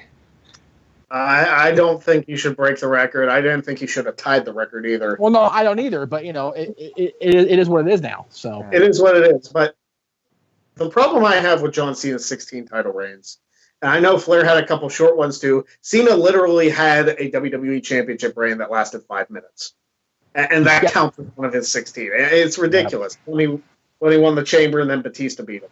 Yep. It's like you look at that. It's like, really, he's the guy who tied Flair. He had a couple 2-week reigns. He had a month reign. It's like, oh my god. Hold on a minute here. Uh-oh. Was it one of Flair's title wins when Kevin Nash handed him the title, if I'm not mistaken? And then lost the same night on Nitro. The same night. I'm sure I was WCW champion at one point in 2000. Okay? So, I mean, that title changed hands so often that it's like, whatever. So there's a difference between Flair having it for that long because of the stupid WCW storyline, and for Cena having it and then Batista facing him, which it's another storyline. But the short reigns, I don't care for, especially because you're going over quantity over quality of reigns. Right. Yep. Maybe that's just me. Like, don't get me wrong. I like having somebody having like multiple reigns with the championship, but you also have to look at the quality of those reigns. Good point. Anyone else want to add? Aaron, did you chime in about this? I just wanted to say I think it's fine at this point, and I think Ric Flair would be totally cool with it. You know, Cena is the James Brown of wrestling. He's the hardest working man in the business. He's there first thing when the doors open. He's the last to leave type of guy. Cena busts his ass, so you know what? Wrestler, though, I think Vince McMahon's still a harder worker than anybody else in the business. Always has been. Yeah, but Cena, I agree with that. As a wrestler, though, yes. I think Cena's been in the spot he's been in because Vince respects how hard Cena works. Yep. So I say give it to Cena. Let him have it. And I don't. I think they should leave it tied because we'll know they'll probably bring Charlotte up there at some point. We'll see. I don't know. Yeah. Anyway, all right, so before we head to the main event, this is something else somebody brought up on Twitter. So we're talking in our famous 20 or 30-minute wrestling matches that everybody clamors for these days, not Roman and Jinder type matches. More high spots, more dives, more power moves, more near falls. But is this overdone? Everybody does dive through the middle rope. A DDT means absolutely nothing anymore. The near falls, remember when it would be towards the end of the match and usually just at WrestleMania and SummerSlam? Now they happen on matches on Raw where you get like half a dozen. Aaron, I'll start with you. It just seems like we can go to Okada and Omega, V-Trigger, whatever it is. It just seems like we're watching acrobatics more than psychology. Or is it just me? My opinion is that anything done too much is not good. Everything should be done in moderation. When ECW was having people going through tables constantly and people were going through tables on Raw every week, that was becoming overkill. When people were bleeding on almost every major angle. You look at 2002, it felt like every week on TV somebody was getting busted open. Blood no longer meant anything. So yeah, you do too much of any one thing, you need to step back and you need to tone it down a little bit and pick your spots. So when you do go through a table or you do a high spot, it actually means something. So yeah, I agree on that. I think it's becoming too much now. The near falls, too many near falls. And I feel like a lot of it's done just because they don't have good writers and they don't have other ways to tell stories. So they have to just rely on what they got. They have great athletes, so they're just going to let the athletes go out there and do all the near falls, all the big high spots, because they don't really know how to put together compelling storylines and be able to use those high spots in a more timely manner. So that's my take on it. All right, Jeff, I want to go to you now. How, especially with the New Japan type matches that were some guys giving 5 to 7 stars, how do you top 70-minute matches? You don't. That's the thing. You know, you almost expect it to not happen, and then it happens. Because Okada Omega in 2017 were 3 extraordinary matches. You thought, okay, well, the feud's over. Kenny got his big win. It was non-title, whatever. And here they come 2 weekends ago, and they deliver Was it 7 stars? I don't know if it was 7 stars, Dave, but it was still a very, very good match, and it was still very, very well laid out, well paced, well done. You know, the whole star system is so out of hand. It's like I get that the people get off on Meltzer, and good for them, but it's like it's almost. I like what Jericho said after his match with Omega. He's like, when I was done with that match, I knew it was great. I didn't need somebody telling me it was. Them saying it was just made me know I was right more. Yeah, it's almost to the point of going to BrucePritchard.com and buying the FDM shirt just because I'm over it. I really am. It's ridiculous. Yeah, but apparently they're in cahoots and they're just working with each other. Well, that's what Dave says. But it's reading would be your friend, Jeff. Oh, I know it would. Trust me. I know. That's right. And that's fine. But the fact is, you know, there was a series of matches in the early 2000s with CM Punk and Chris Hero.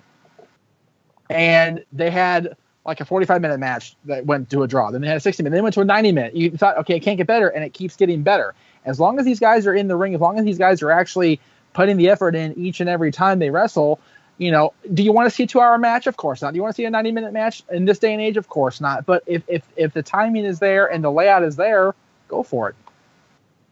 All right, Greg, did you, working in the Indies, what was the longest match on any show? 20, 25 minutes?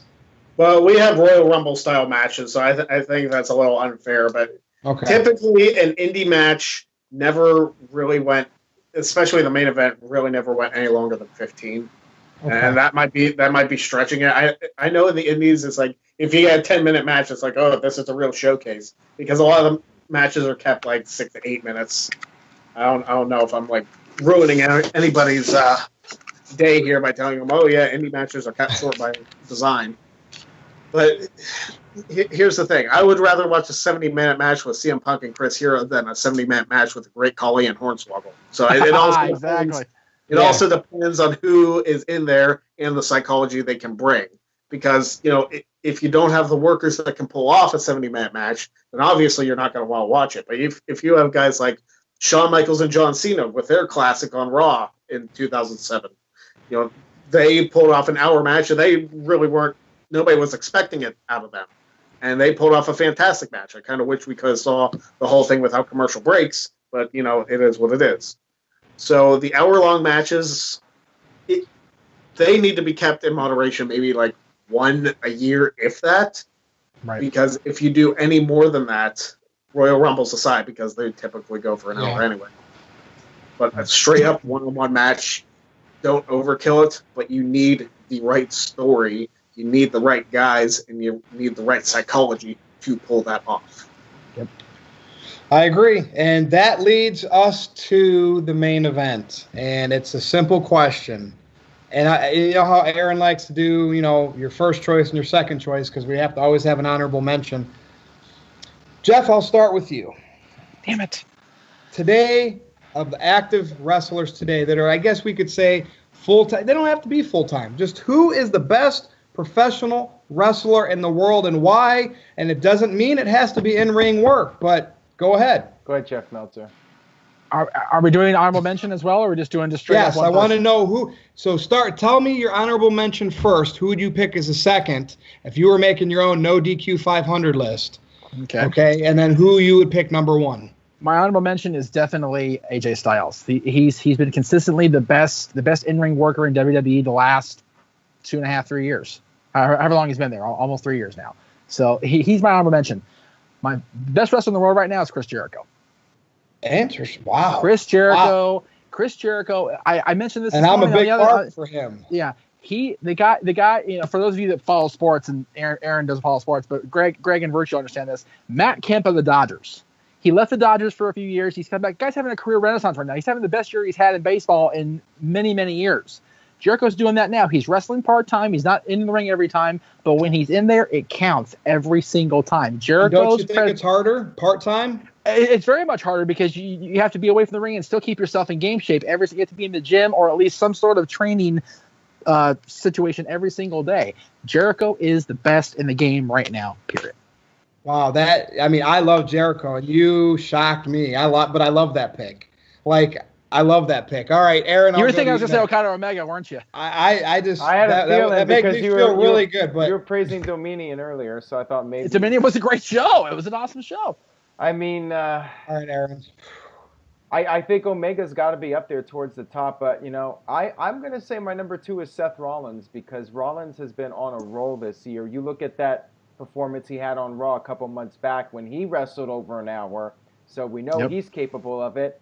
And I think he's really rebounded after a pretty disappointing 2017. I think Rollins is having a great year here, and I really enjoyed the match at Money in the Bank with Elias, and just every Rollins match to me has been a hit. Like, I cannot think of a bad Rollins match. Like with AJ and Nakamura, a couple of matches haven't really been stellar in my opinion. So with Rollins, I feel like he's having a little bit better output, but my number 1 pick is AJ Styles because of the fact that he's been the WWE champion, and I just think as an overall performer, he has really adapted himself to the WWE style, and he's become a good promo when he's given good material, of course, and he's got the look, he's got everything going for him right now. And when I think about who's going to win the year-end awards this year, I think AJ's got a real shot at winning for the 3rd time. Nobody has ever won it 3 times on NoDQ.com, so maybe AJ will be the first person to do it. I think Rollins is going to be close. I think if Bryan keeps doing what he's doing, he's going to be close. And, of course, I think Kenny Omega will have a realistic shot at being Superstar of the Year. Maybe even Okada, too. I mean, those are going to be 5 of the 6, I think, when I do the poll later this year. Yep. We'll have to see who the 6th person is. But any one of those 5 guys, I think you can make a real solid argument for. Greg? Right. I feel like I'm piggybacking off of your guys' picks. My honorable mention is going to be Seth Rollins, because Seth Rollins is on fire. I mean, he really is burning it down this year in WWE. I think I think will be Universal Champion at some point this year, whether it's at SummerSlam, whether it's Survivor Series, some point this year, Rollins is going to be in the hunt for the Universal title. My number 1, and I want to state this as a big Shawn Michaels fan. I've been a Shawn Michaels fan for 20 plus years, and I've always said that Shawn Michaels is the greatest of all time. In 2018, and you guys are witness to this, I may have to change that opinion, because I might say that Chris Jericho is the greatest of all time. You know what, guys? I know, Jeff, you just mentioned Chris Jericho. Gosh. What about Johnny? I don't want to go now. What about Johnny Gargano? Nobody's mentioned Gargano, and he has just been absolutely phenomenal this year. Not there yet. Exactly. He's not there yet. He is one of the best in WWE and NXT right now, but he's not one of the best in the world. He's one of the best in the world, but he's not the best in the world. Well, I mean, if he was main roster and putting on these kind of matches, then he would definitely be in the conversation. But we know that ain't going to happen, going back to what we were talking about earlier. Exactly. And that's a problem, unfortunately. But, I mean, Johnny Gargano's as good as anybody as far as I'm concerned. Gargano's good, but we don't get to see enough of him turned up to 100%. They kind of tone him down unless it's against Ciampa. So, Well, all right. I mean, so Greg and Jeff, you had to go and do that. And Jericho is not my 1 or 2.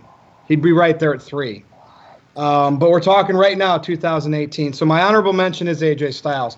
For him to, he did it in TNA, he did it in Ring of Honor before, he went to New Japan, and he's working in the WWE, and he has to go against Cena, making them look better than they really are. I mean, we know John. John works good with anybody. Big match John, Roman, I know the Nakamura things were underwhelming for much, but it's still AJ Styles, and he wrestles. Remember, he flew up from South America and took the place of, Roman took Roman's place. Yeah. To do what he does in WWE on the biggest stage, the brightest lights.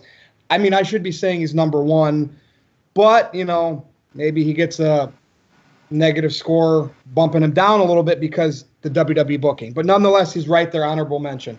My number 1, it's contingent to, and even AJ Styles, you brought up Chris Jericho, both you guys did.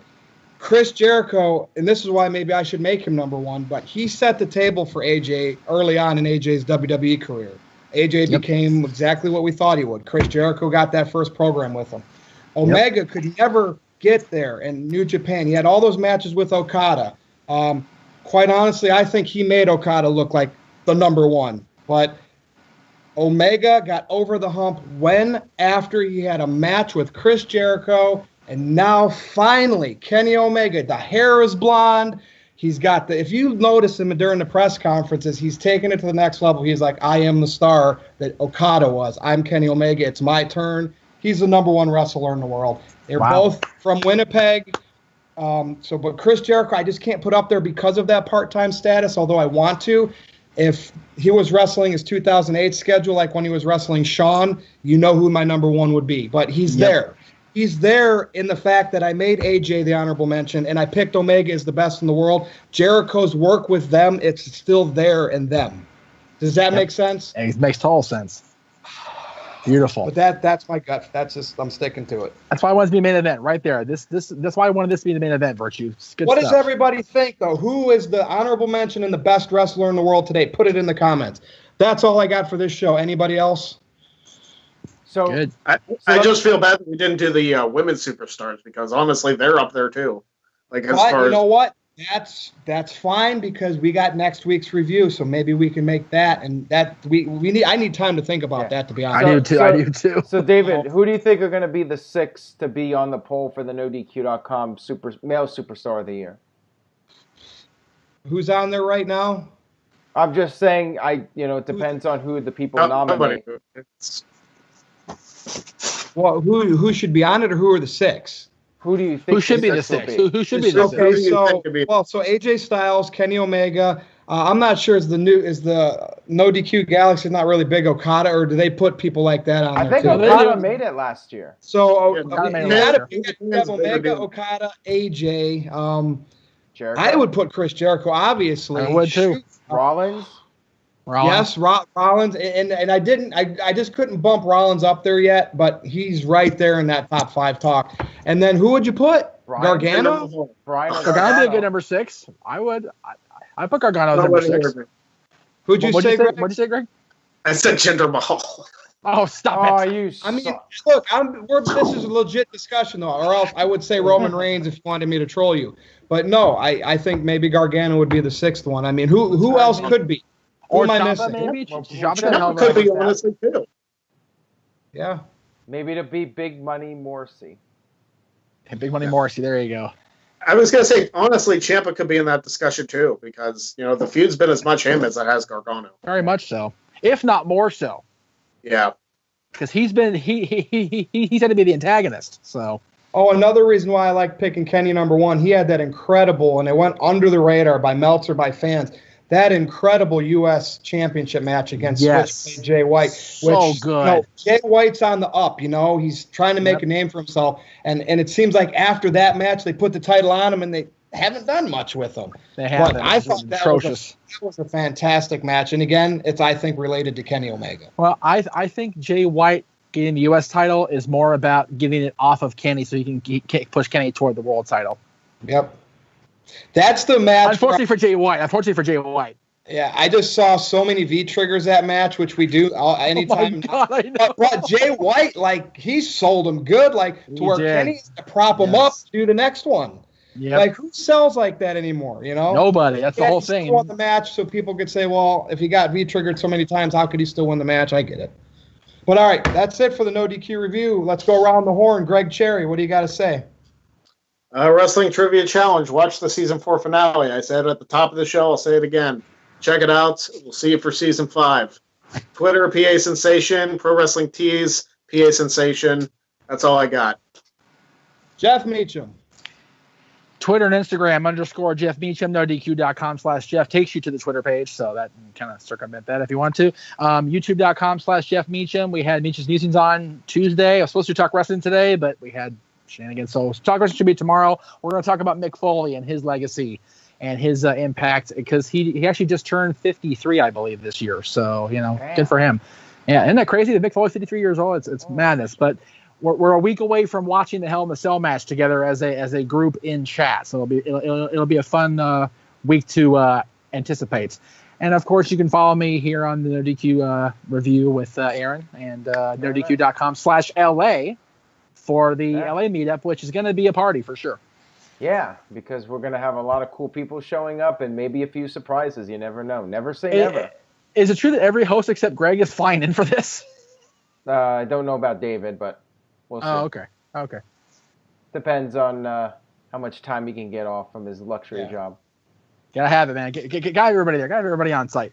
That would be I fun. have finances, I'd do it, but I know you would, It brother. would be nice if one day somehow we could get the four of us together in person for a video. That would be amazing. One day. One day it'll happen. One day it'll happen. It might be 20 Never years say from now, but we'll try to have it Maybe happen. for Mania in LA when they have Mania in LA, we can go right here. I like it. I dig it the most. Anything where Virtue and Greg have to fly out to see us. Instead of us having to go across the country, makes them come. Oh across. yeah, I definitely fly across country, no train. Oh, that'd be brutal. Not that, Aaron, you know the trip in Los Angeles, brother. Your usual plugs, NoDQ.com, Pro Wrestling Tees. Well, there will be some new T-shirts going up soon, a No DQ review T-shirt, and a Big G shirt coming up soon as well for Big Jeffrey, of course. That was my request, thank you. And we got a few other ones coming up. One too. There's going to be a 4th of July sale on Pro Wrestling Tees, as they usually have, where you get 20% off. So I think now. And if you want to see a shirt where the No DQ logo is right side up that maybe says Fire Virtue on it, the more demand Aaron gets, I'm sure he'll make a second one for me. I ain't getting it. I had somebody ask me if we were going to do something like Podcast Road did, because there was a shirt that Conrad and his 3 guys did where they did like the Death Row Records shirt. I thought we should do that. Somebody said, I'm like, well, maybe. That'd be cool. It'd be a cool shirt. Our 4 heads on our 4 mugs on one shirt. No, DQ row. Our 4 No faces DQ row. on Mount Rushmore. Oh, there you go. Yeah, there you go. Something to think about, Aaron. Anyway. You can follow me on Twitter at NoDQ_Virtue. I might say FU. You can NoDQ.com/Virtue that Aaron set up for me. It takes you to my Facebook page. Under the No DQ opinion sections, Virtue's Rage, where I'm on with Certified G doing the Raw and SmackDown review every week. So other than that, for Aaron Rift, for Jeff Meacham, and for Greg Cherry, I am Virtue, and we'll see you next time.